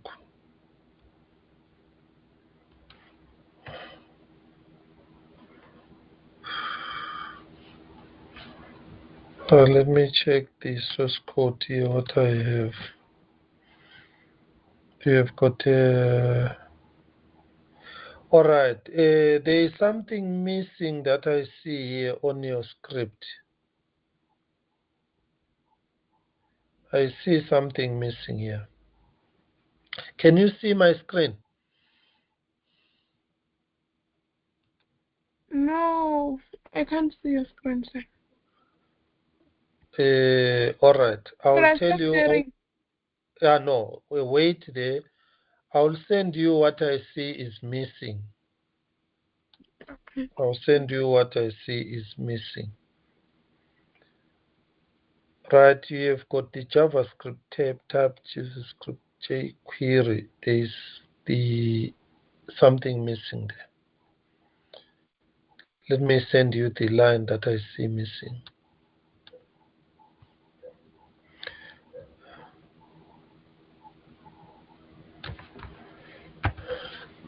Can you add what I'm sending you down here?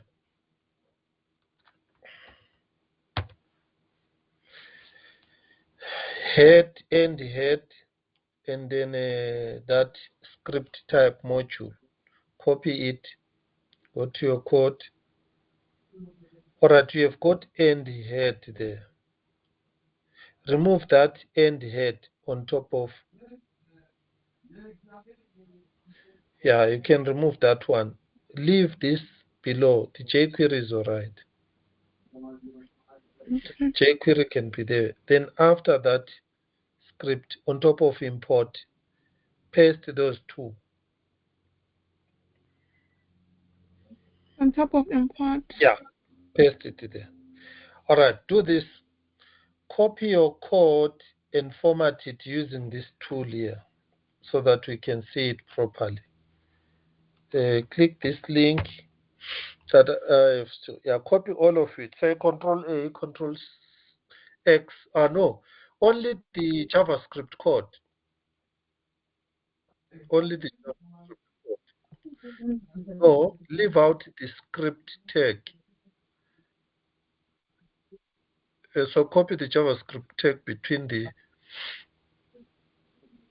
from import where it says import there.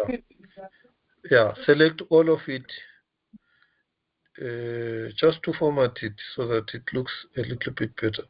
Leave the close script tag. Go to the top of it. Don't select. Yeah, there.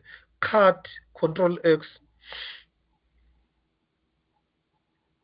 Control X. Yeah, that's fine. Then go to that link, beautify.io.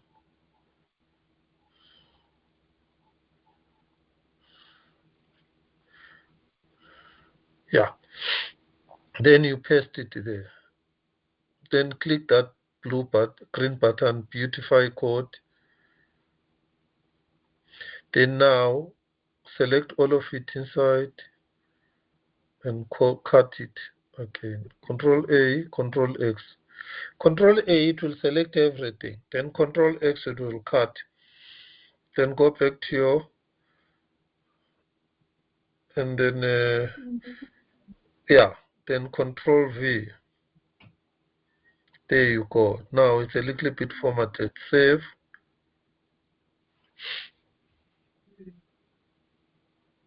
Right.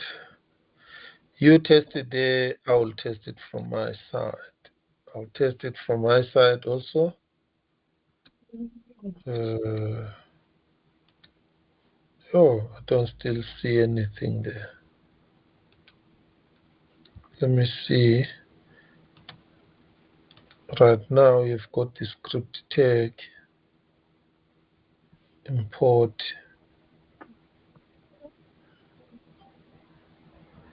Is there anyone who see what is wrong here? at event list not only async, yes. The J code there is fine.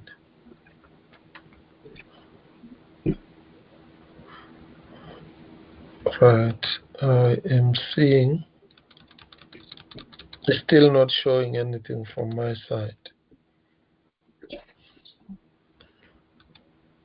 There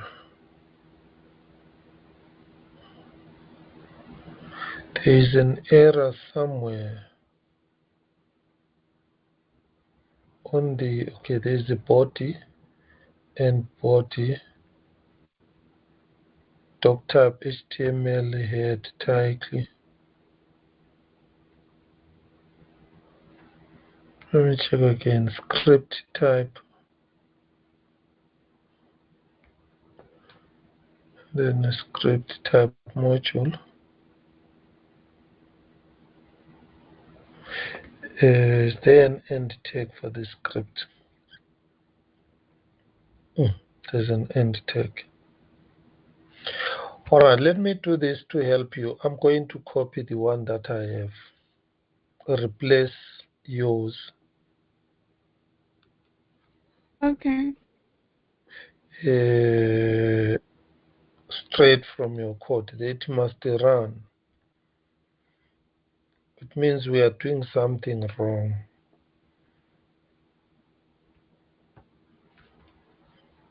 To the body.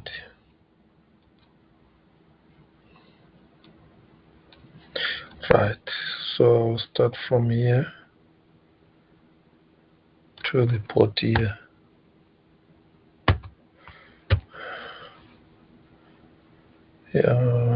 Let's see. Let me save this side. Test this side.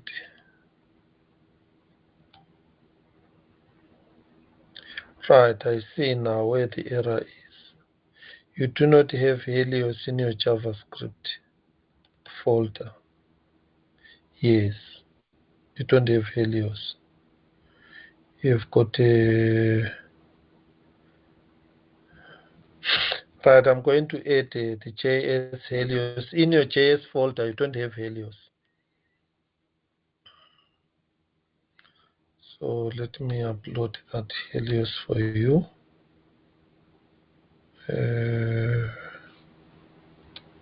So that is quicker.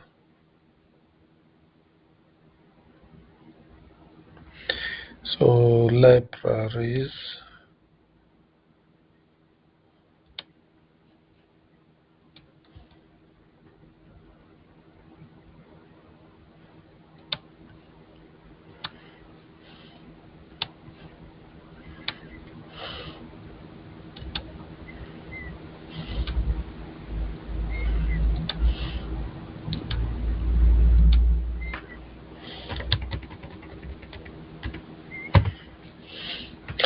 All right.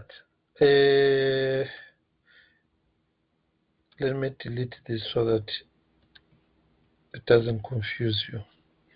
I have put Helios there. Let me test. Right, now it's fine. Can you run it? I want to see it running from your side.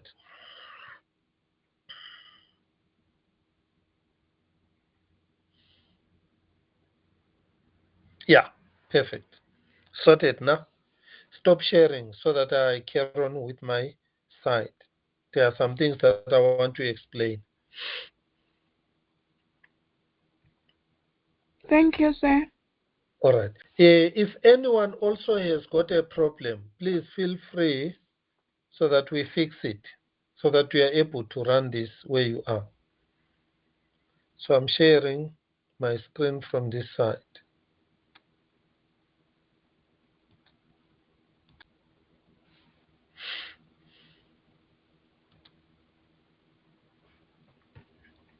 Can you see my screen?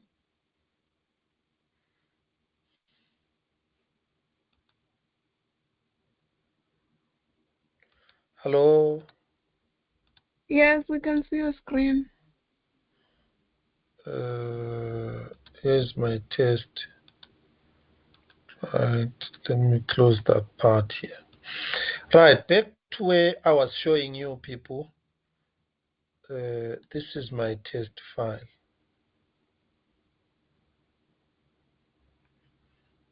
This is my index. It is this one here. Yeah. So I don't need this one.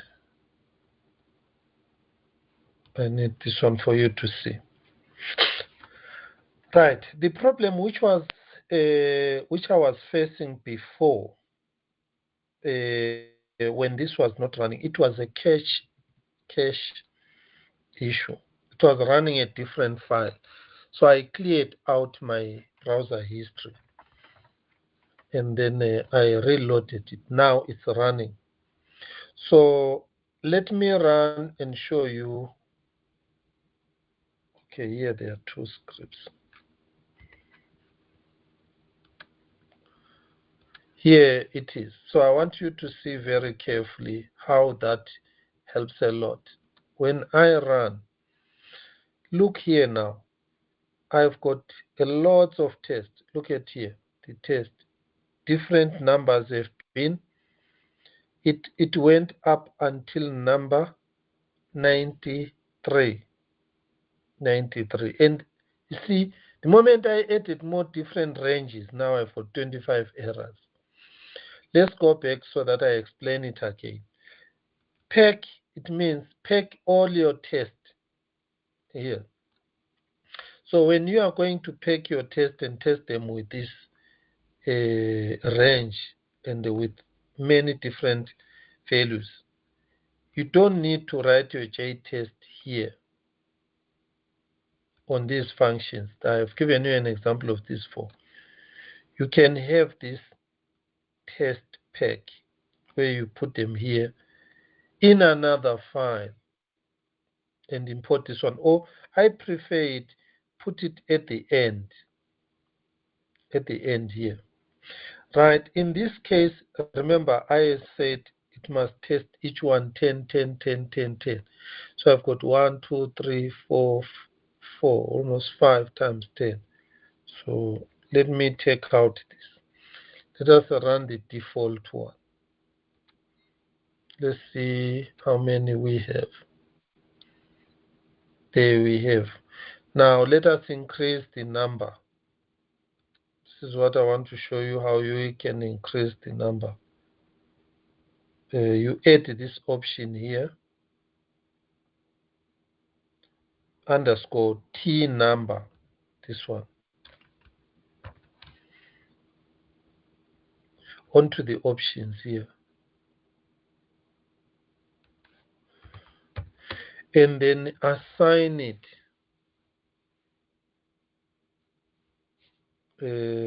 whatever range you want. I'm gonna put 1000. So let's run it. Let me come here, run it.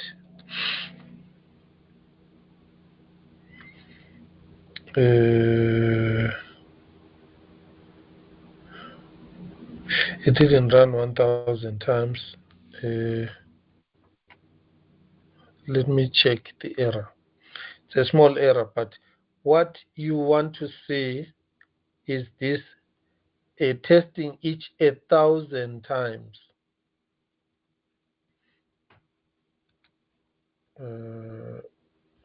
Test number.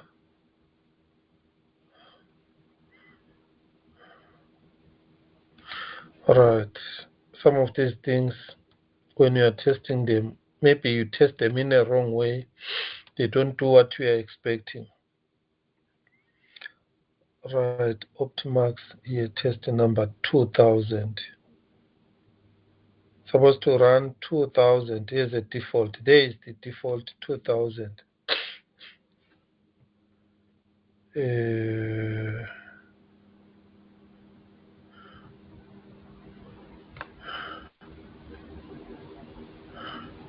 All right. It's a small error, but for now it is running more like, if you see, it has gone from this one here. Where did it start testing those numbers? Where are those numbers? Here, it started here. And then it was testing there. You can see it's testing different values, calling those different functions. And it is failing some, it is passing some. Now, this is now, it is going up to 100. It went up to 93. Stopped here. 5 times 50. Well, I'm not very sure where the default for this testing is. All right. Let's check why it is not running this 2000 times.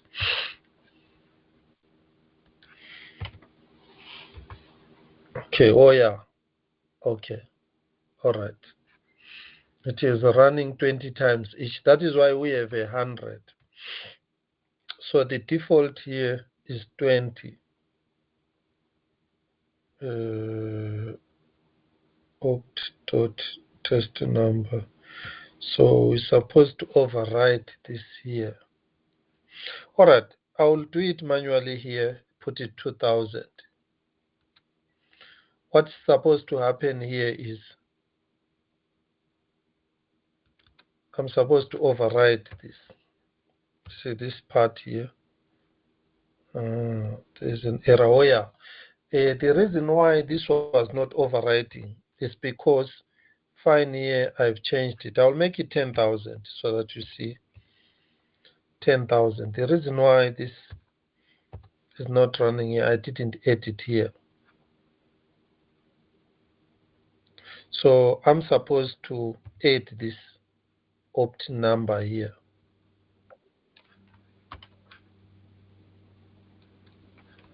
There we go. If I do not add the second parameter, how many times I want to test each on this function, it is going to run the default. It is going to run the default that we have that side. So in this case, I've put it here. Then it means then it is going to run this one. If you want to say, let's start with 5. So when we run this part here, you see, it's very short. Still running the default.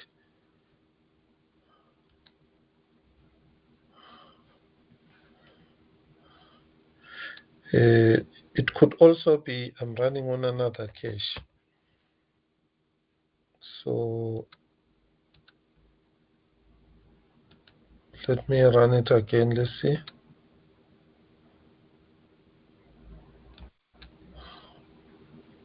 All right. For you to see if I'm running a cache, I'll go to another browser. Test it on this browser. Okay. Let's check the inspector here. Console. Let's see how many of these are running. Okay, it is running up to 93 times. All right, let's leave it from this side. But the point is, I'm showing you is each function has been tested many times, not only one value. So we can then check and say fail only, so that we see those ones that have failed only.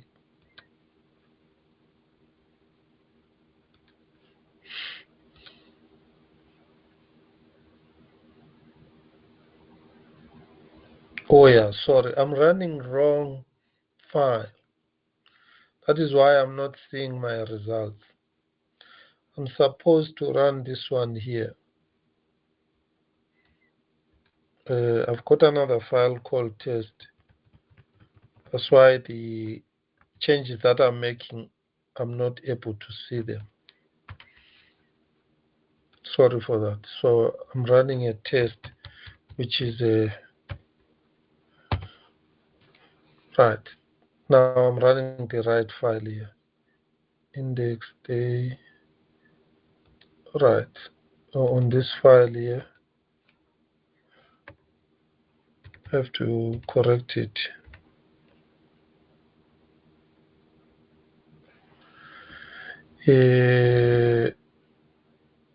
Right, this one is for Rito. No, it's fine. I can test it with a Rito's file with a.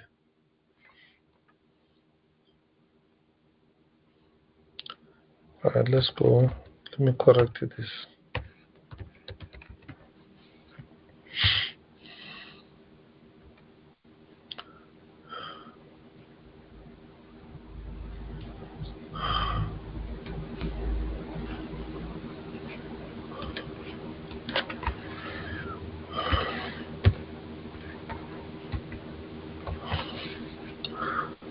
Alright, let me go back to the file that I was running.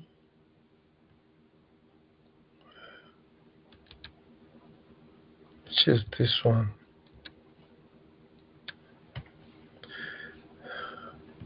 So when you have got so many files open, it is very common you are going to test with the wrong file.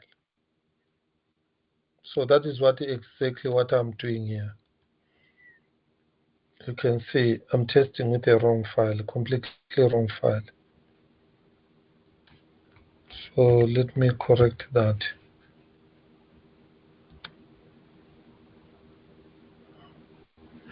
Now let's check. Okay, perfect, 100% perfect now. Sorry for all these challenges. It's always like that, especially after some time.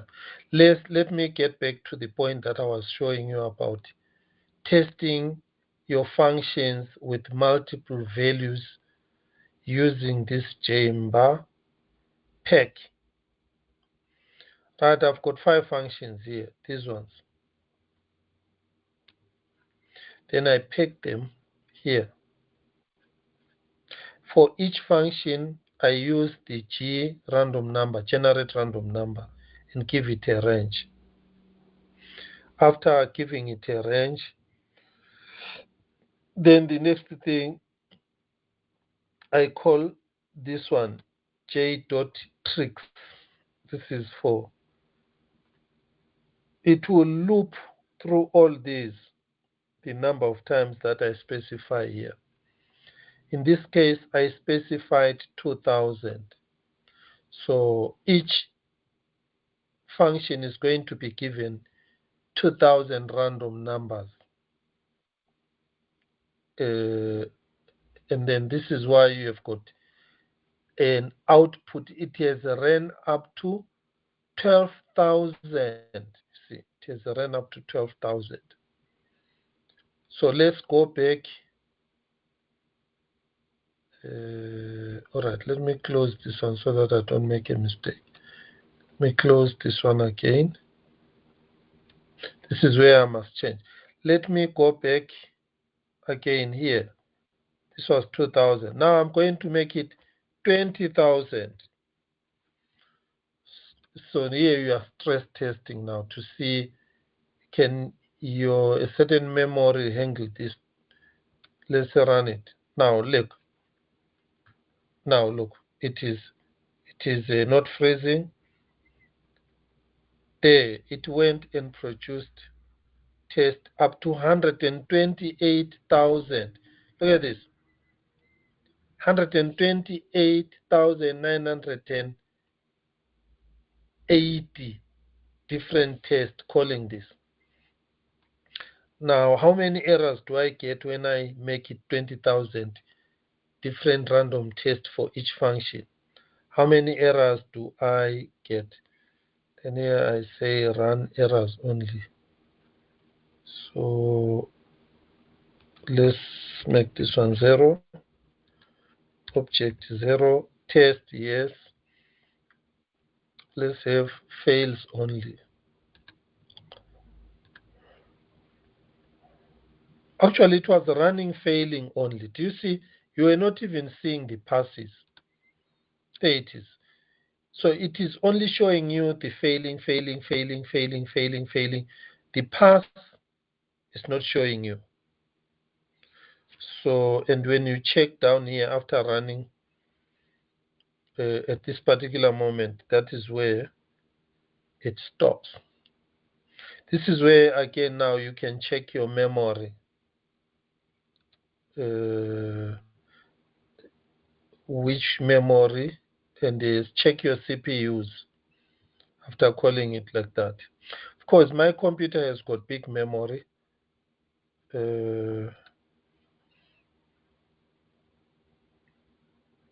But let's say you've got 4 gig, you run, you say okay, it cannot handle 4 gig RAM.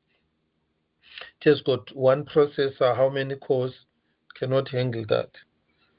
For the console log, this one that I have put, it stops at 129,075. Then let me reduce this down to 10,000. Then let me run it. There it is running. There, you can see it went up to 65,000. So it's running. Let me show the totals. I just want to see the totals. Let me have run all so that we see the total errors that we have. We run all, test only.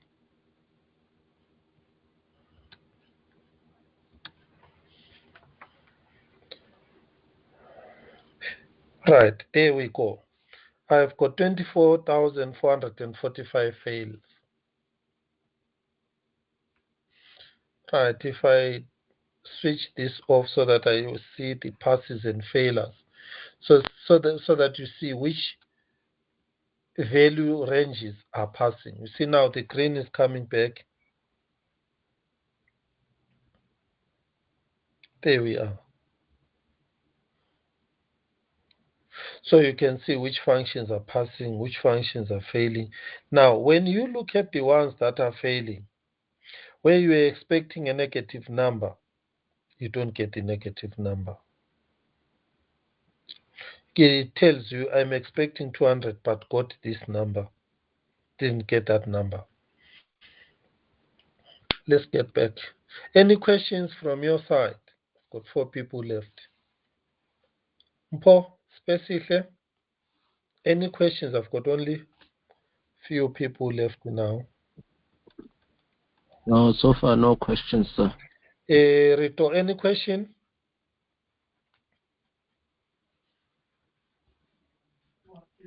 No questions, sir. All right. Now I'm going to summarize step by step what we have done and then what you are going to do. And then I'm going to require tomorrow and Friday, you guys, you then do the rest.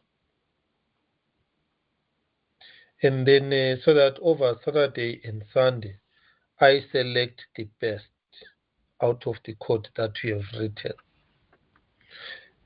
Right. I'm going to summarize this part here. Let me start with this example here, which I was showing you here. When you write your function, you can actually add it to your pack. We can do it as an example number 1. So this function that says test pack is given. You just have to have it. Let me take out this comment so that you see it properly. The advantage of this, it will utilize the random numbers. Then I'm going to take out this. We create our own function together. And then we test it multiple times. So we've got wallet essentials. Then we've got init for initializing. We've got this part here. We've got this part. Then you can leave this on, you can turn all of them on, up to you. In this case, testing is on, console log. I'm not going to use console log. I'm interested in the test. Right. If you face a problem, you just drop in a call. So I'm going to give you this, edit to your source code. Edit to your site there. And then also add this underscore T number. The total test, each function must run. If you don't specify it, it is going to run the default 2000, which is on the Jimba side. So we can leave it, run the default for now to simplify things. All right, let us run one example and then add it to the peg. And then here under the peg, just call these two. So let me give you this code. You add it to your side. Add it to the correct place, please.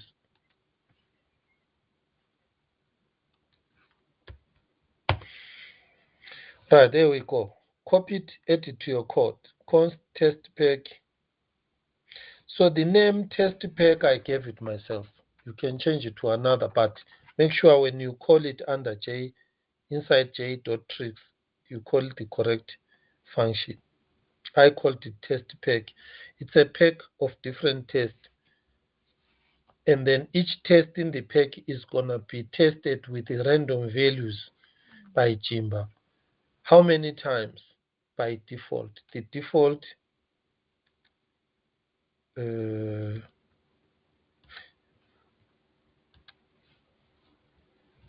is 2000 times each. 2000 times, right?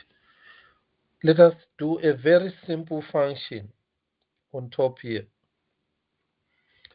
Say const average. Right, this average function is going to take three numbers, x, y, z. Right, it is going to add and divide by 3, these numbers. So const sum or total equals x plus y plus z. Do that so that you are with me. Then after, then you say average.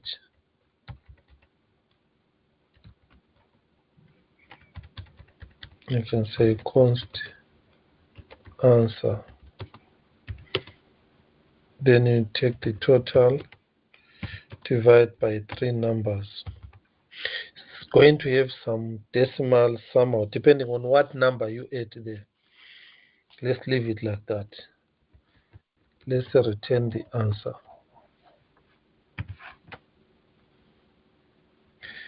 Right, now let us take our average, add it here. So we simply call it. So I want to show you how to call this. So can you improve your code by adding this function?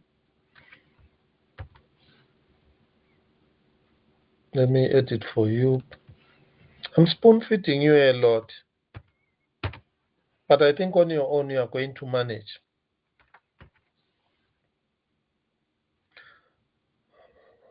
Right, let's call this function. Let's see. Let me save. Right at the moment, I need to supply this average function with these values. I need 3 random numbers. This is where we use that generate random number. So I need these ones here. Every time I call test peg must give me a random number. So I say const. Then here I'm going to have number 1. Number 1 is going to come from JGN number. You can even leave it empty. It will use also random numbers, random values. If you just call GN, it has got default values. Let me not look for it. But if you want a range, for example, from a negative word to a positive word, then you can create a const range on top here, where you can say const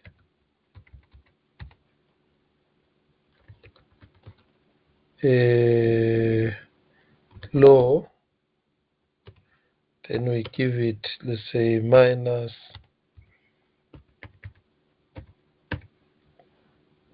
and then we go again, const high. This is the max, or let's say low, or min max, the minimum number. I like min max. Then let's give it whatever, any number bigger than a minus 1. Let me go 99999.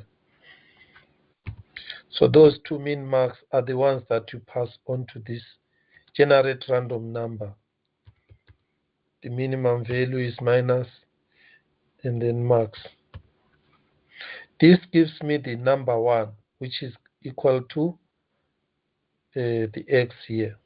So here I say number 1. Next parameter, number 2.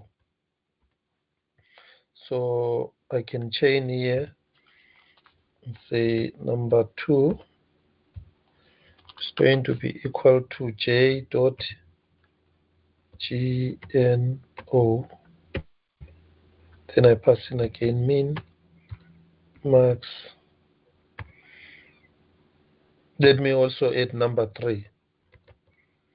3 equals j dot generate random number min max. There we go. So I've got the 3 now. Let me add it here. Number 3. Right. When I call my average here, given those minimum numbers, it will return some value.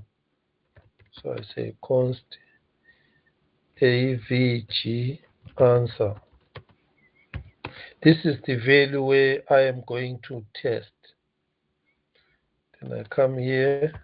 Now I write my test here, my unity test. I have called the function. I have given it random numbers. Now I am testing. Right. When you are testing where the answer is from random numbers, you do not know exactly what the number is going to be. So you can say j.test. Here we are on what? Give it a group. Let me say group A test. Under group A test, you are testing average here. So here what I'm testing is average function. Can even write and say average function. And then here, the answer of the average function that you are testing is AVG answer. That one is very important. Then here now, I really don't know if it will generate for me what exact number. So the measure here you can specify is a range. I can say less or equal, then I give a number 0. So this will pass the moment the answer is less or equal to 0. It will pass. So I can say I'm looking for numbers that are greater or equal to 0.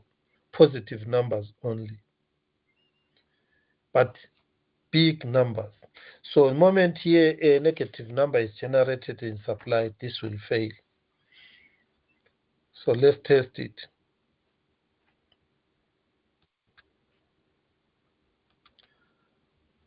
Syntax error, const declaration, missing initializer and const declaration, 142.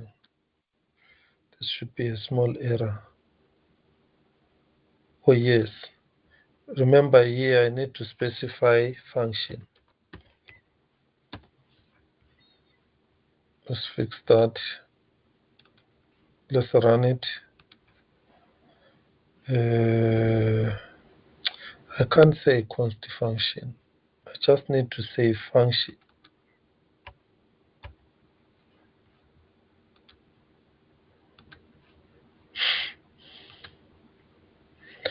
Then AVG, unexpected AVG 153. Right here.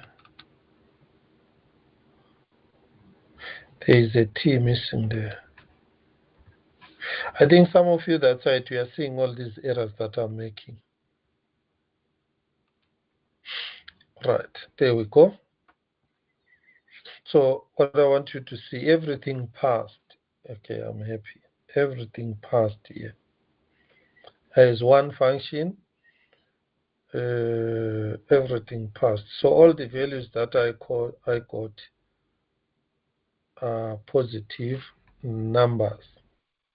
Okay, so we can go there and tweak here. Let's put 45. Then let's rerun our test.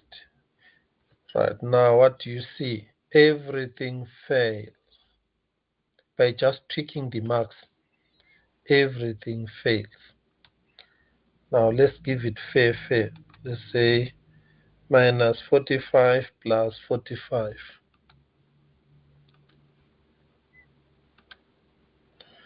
Let's see what we have. Now we have got a mixture now. The moment the minimum and the maximum are the same numbers but negative and positive, you can see here I've got 9 passes, more failures. So this helps you testing a function with different values. This gives you or anyone more confidence. So I've simplified the testing. Here I wrote one function, very simple one. Then on that test pack here, I've shown you how to generate random values. Actually, when you use random value generators, when you are using fast check or you are using quick check, they are called arbitraries. It's better than if I test the function with only 2 constant numbers, 3 plus 2, 6. But what about minus 3 plus 2? What about 2.5? What about here? If you want to see, this gives us more power in testing. Let's go to our minus, then we say 0.78. Now that is a what? That is a decimal. Then now that's a decimal. Then on your matchmakers here, you can just say POS for positive. Will I ever get a positive number if I multiply decimals only, whether negative or positive? Do you see here? Yes, very interesting. 10-10. It's 50-50. I have some positive numbers. I have some negative numbers. My function here is very simple, but when we really write code, you are going to see you're going to have complex functions whose runtime input from the users is going to vary depending on how many people are using your computation function or your function worldwide. So this is just a simple example. Please, it will teach you the best practices. I've used JTest here. It has been run many times. So you can create another function. I just copy this one to show you how to add another function. I'll just call it average T, but this time this one takes only two numbers. There we go. Then this one we're going to divide by 2. So all what you simply do here now is this last part. I can use the same range numbers above generated, but only pick 2. I can pick number 1 and number 3. And this time, this one, I will add a T because it's a different test, just like here. So I supply it with 2 parameters. This is what I'm testing. And then the answer is going to be AVG answer T. There we go. Then here, let me test and see, am I getting negative numbers, NEG? You might be saying, where am I getting NEG? These are matchmakers that are here. When you open Jimba, you can see different matchmakers. When I call here, see, there it is. These are matchmakers. There they are. When you read the documentation, I think there's somewhere where I'm explaining them deeper. If I'm not doing that, then it gives you an opportunity to make money. Then go and improve this documentation. Write the, what do you call it, a documentation or a video or a use case for Jimba in detail and explain all the matchmakers so that people know how to use it in detail. Or do a video after you have this running. Do a video, all the videos that you will do, taking each part, testing each part. That would be nice. All right, so I'm very happy with this, and I need to see it a lot. If we don't get to this level of testing our code thoroughly, then we'll practice more. Now, last thing, going forward, follow those beginners sections A, B, C, D. For example, I want to display information from my wallet here. But I'm going to forget about this sample test that I was using. So that you can use them. Let me just copy this for you. In case you didn't manage to type it now. So it will go through. Right, when I paste many things, sometimes it doesn't go through. Okay, let's leave it like that.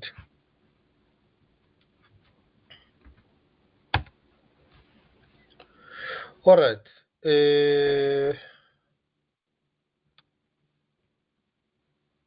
Let's add code onto this event handler here. Let's call it --01. This one, display wallet information. You can display it as console log, or you can display it on the UI. Right, I've given you the code, the source code. This one here. And you can follow this, but I want you to customize it your way.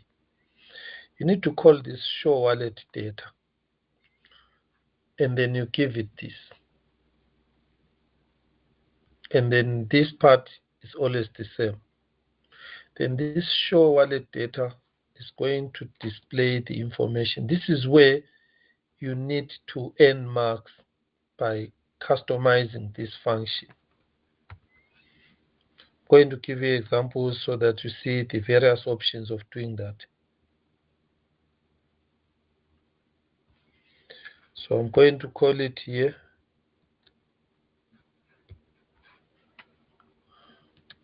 Right, I'm calling a function show wallet data, which I have not defined.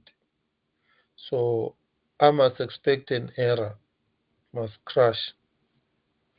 Definitely it crashes. Wallet data is not defined. Now, step by step, go into wallet data, step by step, so that you understand it, how it works. Send asset, send data.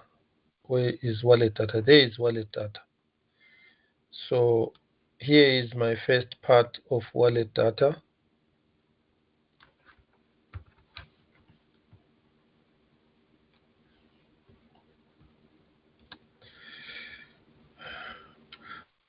Let me define it here on this next function here. So show wallet data function. Right. So I've opened the function here. Let me close it.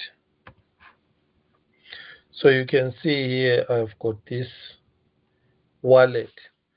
This is for, remember what I told you about the J start. We must have the J end there. You can put it like that, or you can put it this way, it's up to you.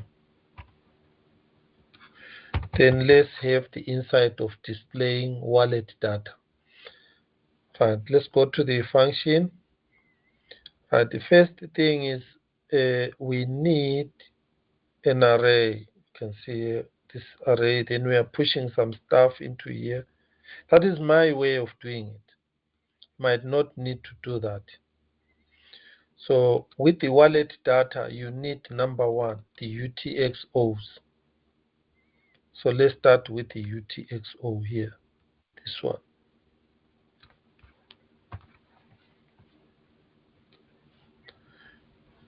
You're going to see how simple it is.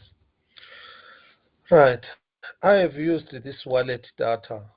Inside it, I'm having this UTXO. Then I'm using this JLog, console log, to see what is in the UTXO. So let me run it.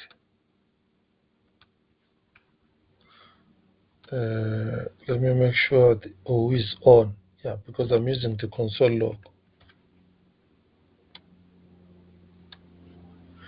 Let's run. Now we can look for the UTXO in our code. This is where again I told you. Now you see I've got a lot of tests, passes and fail. So now I only want to see the console log.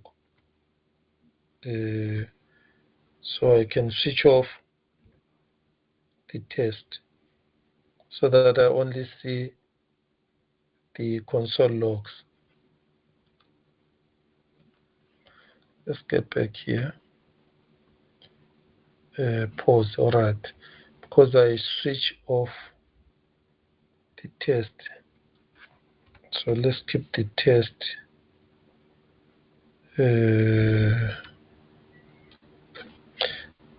I'm calling this now when they are not tests. That is why I'm getting those. All right. So which means if you really, in this case, I don't want this, then I can only comment it out here in the test pack.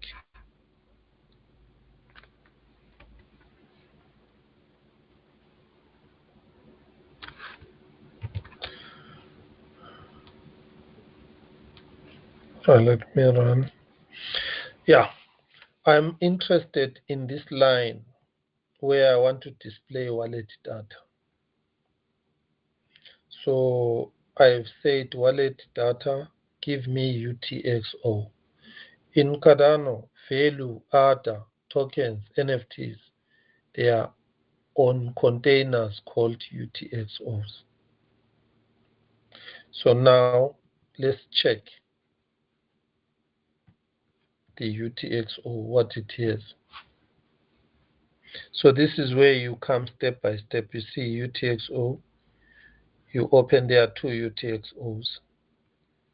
And these two UTXOs has got this information. Then you ask yourself, what about if you change your wallet or you change your account? You can try that. Change account. Here I am on WIMS. There are two UTXO. Now I'm going to NFT account. Run this. Go to UTXO. Here, I also still have two UTXO. You can see that. You can inspect UTXO 0. First one, the second one is this one. You can see this one, the second one has got 6 objects. There are 6. Right.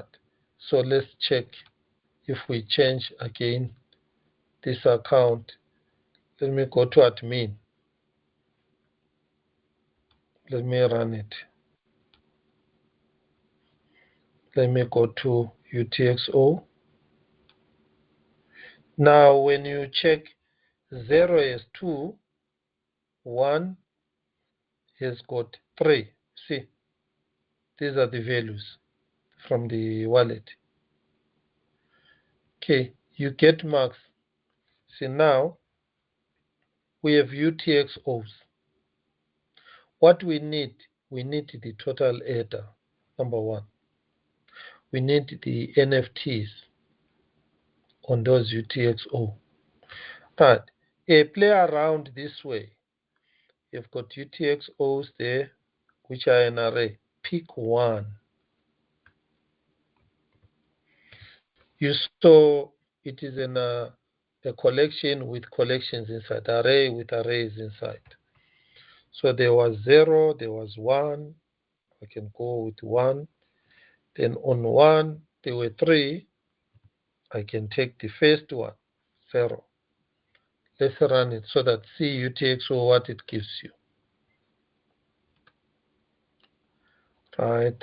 Let's go to UTXO. Now you see it has 2. Open there. Then you have got 0 and 1. And then you have got this is 0. It has got 3 again. Sorry. The other one is the other one. The one that I have is this one. So there it is, this one here. Let me do this so that you see the different UTXOs that I am checking here. Let me call this one a container.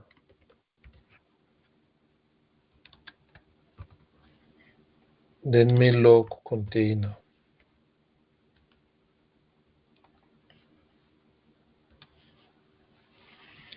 But you see container here is different from this UTXO which was tested above. So this container now has a value, you see now. There we have a value now. So under this container, I've got an address. See, there is an address. And then there is a original output. Then there is a TXID. Then there is a 2. See this UTXO2. So if I say container TXID, am I going to get a 2? And you see again container value. There is a value there. There is an asset. See inside the value, there are assets. Let's say this is where you can come in and then add here, say value, test. So you go through each, check each member, says value is undefined.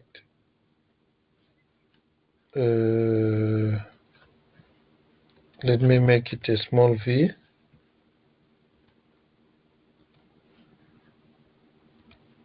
Right.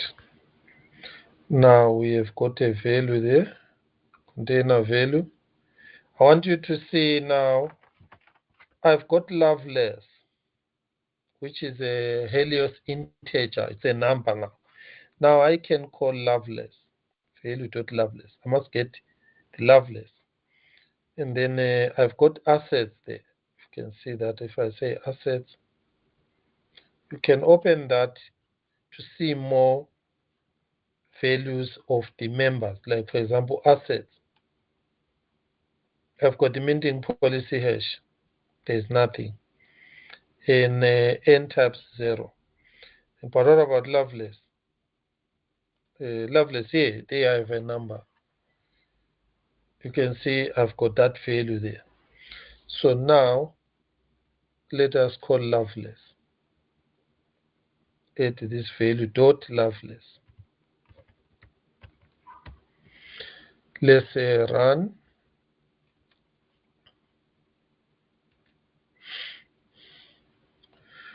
Now you see, say serialize big int to string, JSON to string.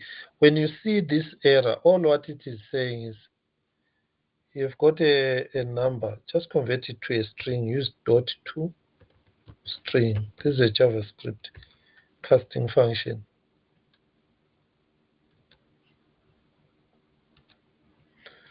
There you see now. Now I've passed.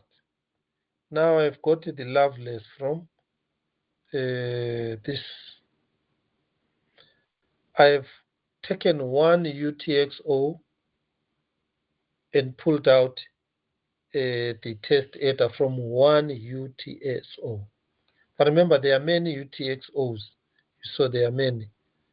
I selected one and I pulled out the value that is on one UTXO here. By one calling the object, then pulling out the array of UTXOs, then select UTXO1. Then again you get a collection. And then out of that collection or that array, I select the first one. And then the first one, then I select the value. And then the Loveless. Then I get the value. What about if I change here to 0? That's what you can do. On those groups, let's run it so that you see. Look at the number has changed. If you want to check which UTXO is giving you, this is more like two test header.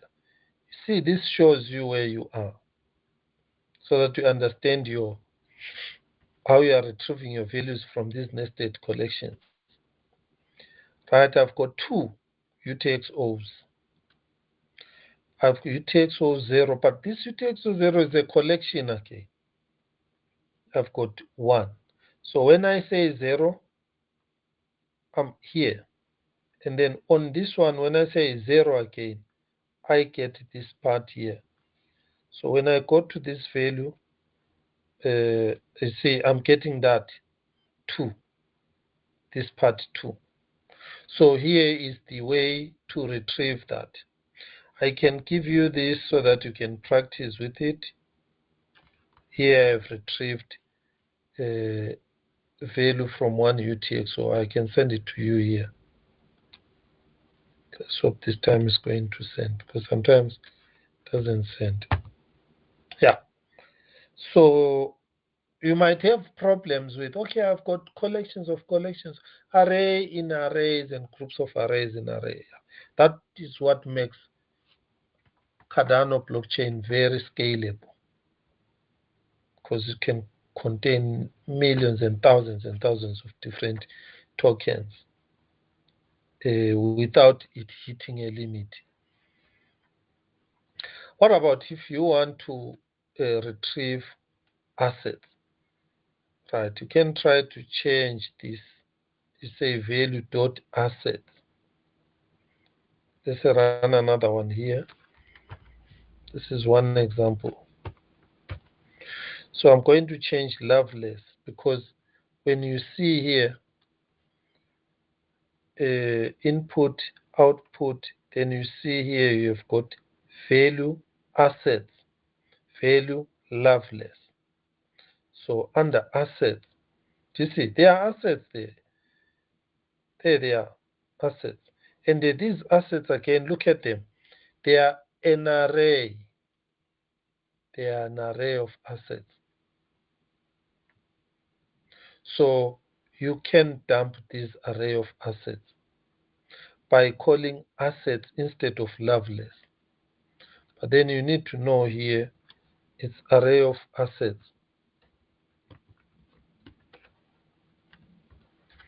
Then let's get down here, change where it says Loveless, then say assets. Make sure you type it correctly. Yes, it's assets. Let's say run it. So, okay, it says container. I didn't change here. I must say assets, j.log assets.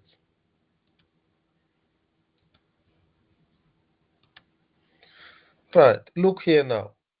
We are winning all the time our way. Now we have got an assets object.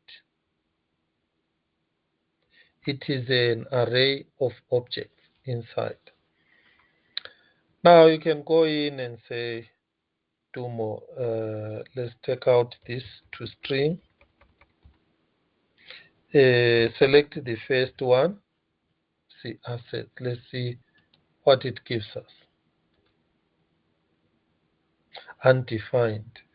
So you need to check how to call assets of assets inside. Where is this one? The UTXO. Go there. Let's go to assets under value.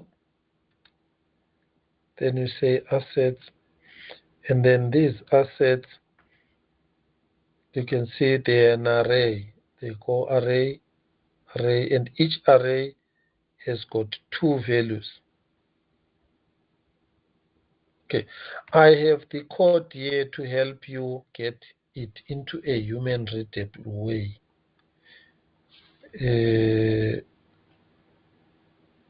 If you come here, use this here, how at the end I collected and displayed the assets.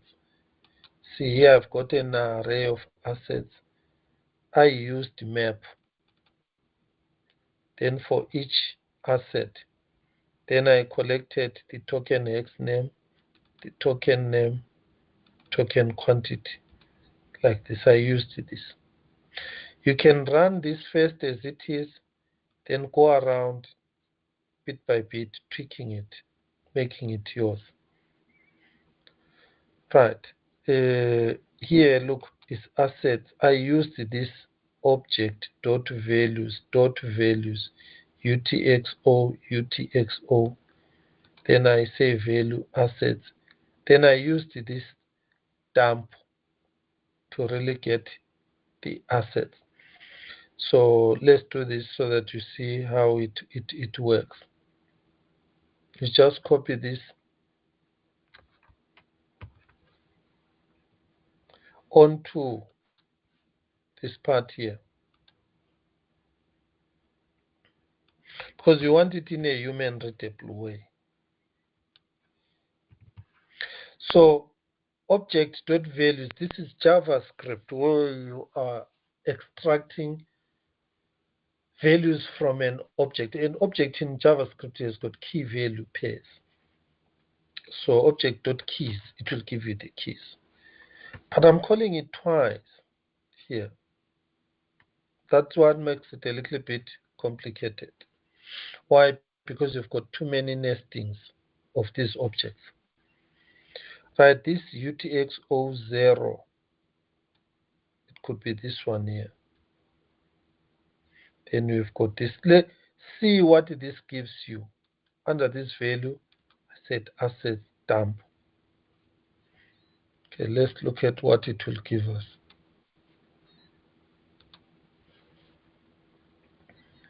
Alright, UTXO is undefined. Then let's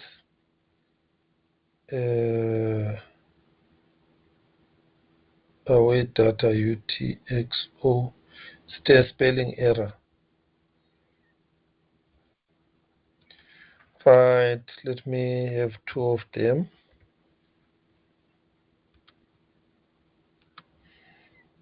Let's test. UTXO is not defined. 165. UTXO. Oh yes. Yes, it's correct. It's undefined. Why? I need to call await wallet data. So you can do it in a two-step way, where the first step you collect UTXO.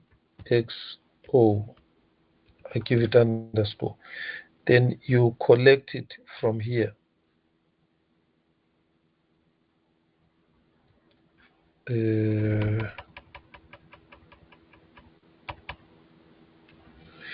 Then from here, then you change. You put it here.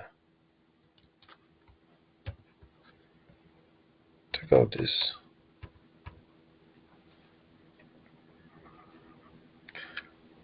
So here, wallet.utxo, that is why it was undefined. You can't just say UTXO. When UTXO is a what? It's a member of this wallet. Let's test it.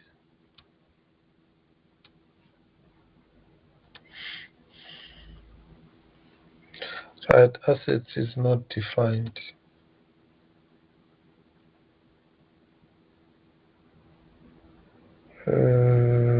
Right, yes. I need to test it here correctly. When you see these errors happening, don't be scared. They'll be telling you what to do. They can come as many times as you see, then fix them. Right here, I've got assets. It is saying cannot read properties of undefined, reading assets. So this assets is undefined. Then check here. It could be the value is also undefined.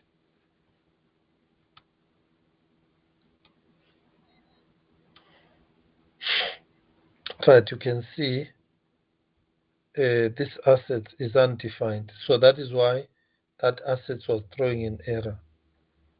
So take out that part, check again.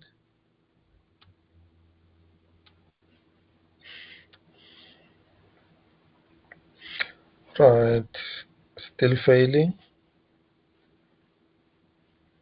Right, when they fail a lot, go back, check this UTXO, how it is composed.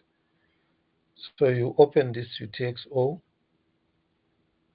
you can see this one is not having nested collections. It's just one UTXO. So when I call value, UTXO.value assets, it must give me the assets. So take out the object keys here.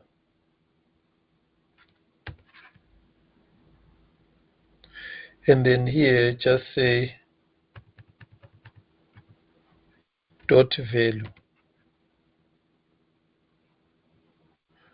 And then let's see if it gives us the assets. Yes, see now, we have the value, and then we have the assets. And then now, let's have those assets. What should happen now? It should pull out these assets. and show them. Which are they? These ones. You must have these assets, which are NFTs, or if you come here and you check this side, you see, you've got those collections. And then we've got these tokens here. Let's run it again.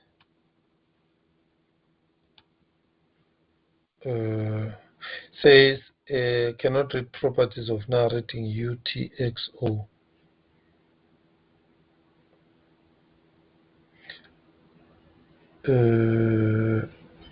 Is it correct? UTXO.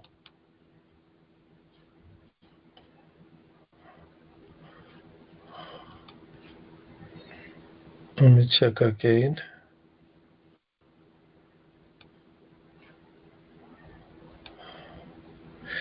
All right. There we go. Now we have our assets now. Our 6 assets.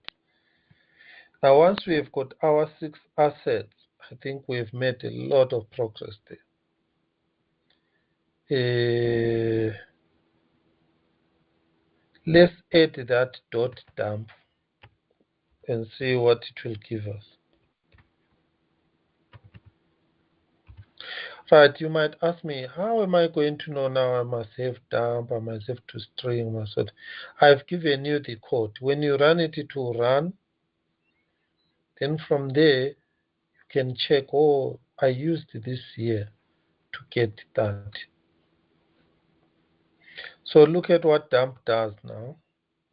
It gives us exactly the asset the way we want them. There, do you see? We have one. We have one. Because now, it is now in a human readable way. You see this 3A794781. You can check it here. You'll find it here. Let's look for 3A79. Which one is this one? There, you see, it is vesting key. There is 3A79. Now, which code managed to help us to retrieve this one? It is this code here. Let me go through it again. I used wallet data from Wallet Essentials function. That is what you can use. Then on it, I selected the first collection of UTXO and selected the first UTXO. And that first UTXO has got 6 NFTs. No, not NFTs, but assets. It has got those 6 tokens. So this is why I say UTXO underscore. Then each UTXO, when you are retrieving tokens are bunched in this object called value. The object value has got Loveless. If you want to see here on this one here, you can just say Loveless.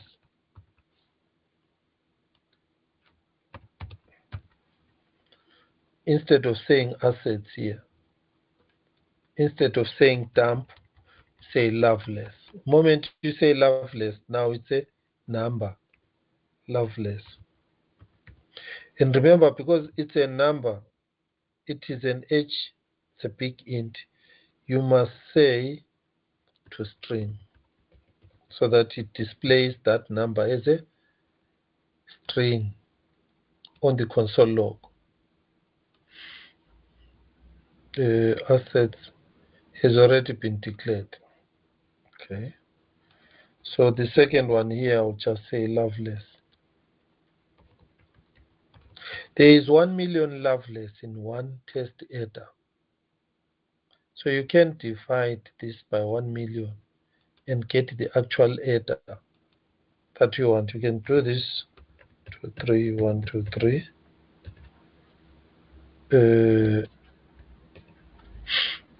and then convert it to string. So it will work without an error. So when you come here where it says where big int, other types, use explicit conversion. Right, let me not divide it. Let me just display it as Loveless.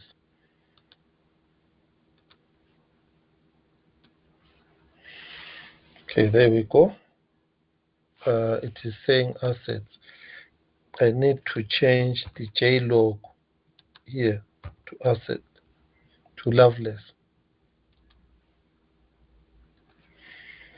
Right, there you see it's 2 million. You must have 2 million. Yes, it's 2 million. Loveless, which is 2 header. It is that number you can divide by a million, then it will say 2 header. So already I've scored here. I've displayed test header. I've displayed NFTs from a UTXO. So here is the code.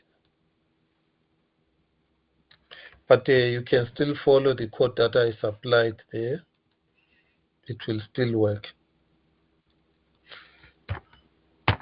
Okay. I think I have given you an example. I have tried to record this video. Let's stop. Any questions from the three of you?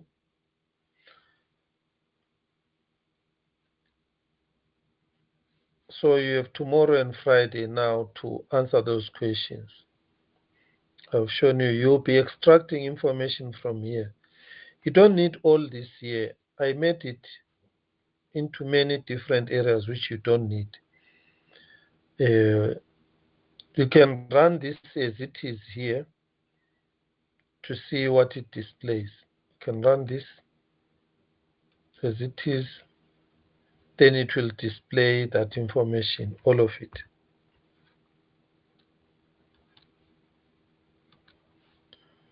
So if I create another function here,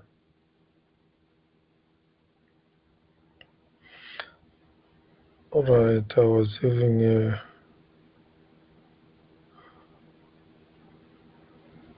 right, I've got this here, wallet data, which goes here. The original one here, wallet data. Let me call it data. So I'm going to call this one the way it is. Here. I'll say const.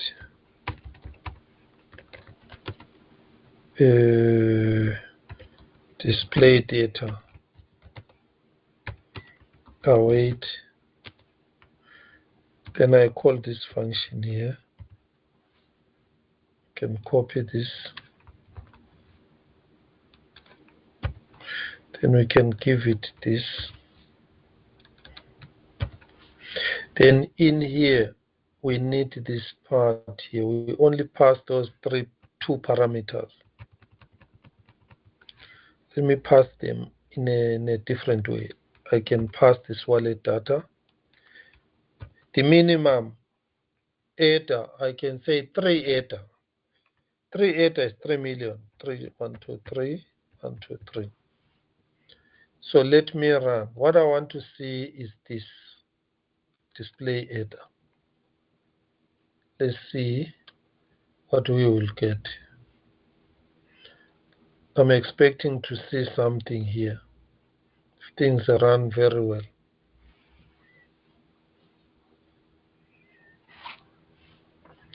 All right, things are here. Is it because of color? Because there is this part here, the wallet. Did I change the colors? All right. Let's check here. Oh yes, this is not tying anything to the HTML text. All what it is doing, it is accumulating or adding values onto this. That is why when you look at what am I returning back, I'm returning digital assets. So sorry for that. Let's check these digital assets. There are 7, you see. They are there, 7. Then you can open them there. And the nice thing about the functions that I created for you, they display this in a human readable way. You can see vesting key, Coxygen, Billy, and testing. These are the NFTs that are on this account admin. There. See, Billy and NFT. There it is here. All right. I'm going to stop it here.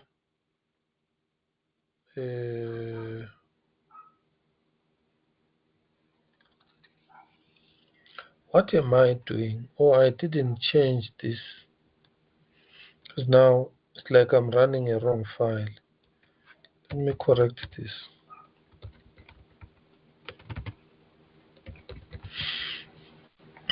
And also on this part here.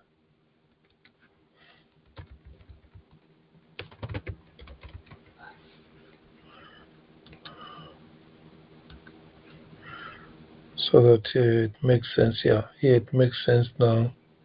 Here, there it makes sense. So when I say display digital assets, there we go. I'm going to stop here. Then expect you tomorrow and the day after tomorrow to spend all your time. That's it for today. That's it for today. Let's hope it did record. Yeah. In the first section, it didn't record. I'm going to stop here. You've got all the code. It's a matter of using this code that I've given you. And then you do those A part. Beginners A, all those 4, first 3 actually. First 3, yeah. Need help? I'll be online. Definitely, you come and say, yeah, this my thing is not working. Where is it a problem? Then I go through, we check, then we fix. Any questions? Any questions? Let me stop sharing. No, sir. No questions. No questions. Right, go guys. You've got tomorrow and Friday. Work on this file of yours, because this is where I'm going to run, check your code. I'll just go open view page source, then I'll see your code there. Then I'll It's see on the the code. FTP2, that one. Yes. Okay. Yes. On that FTP2. So Okay. if I, for example, I'm going to paste my URL on the chart. So when you click my URL on the chart, it will show you there is the wallet, but go to the console part, inspect, then you see that information there.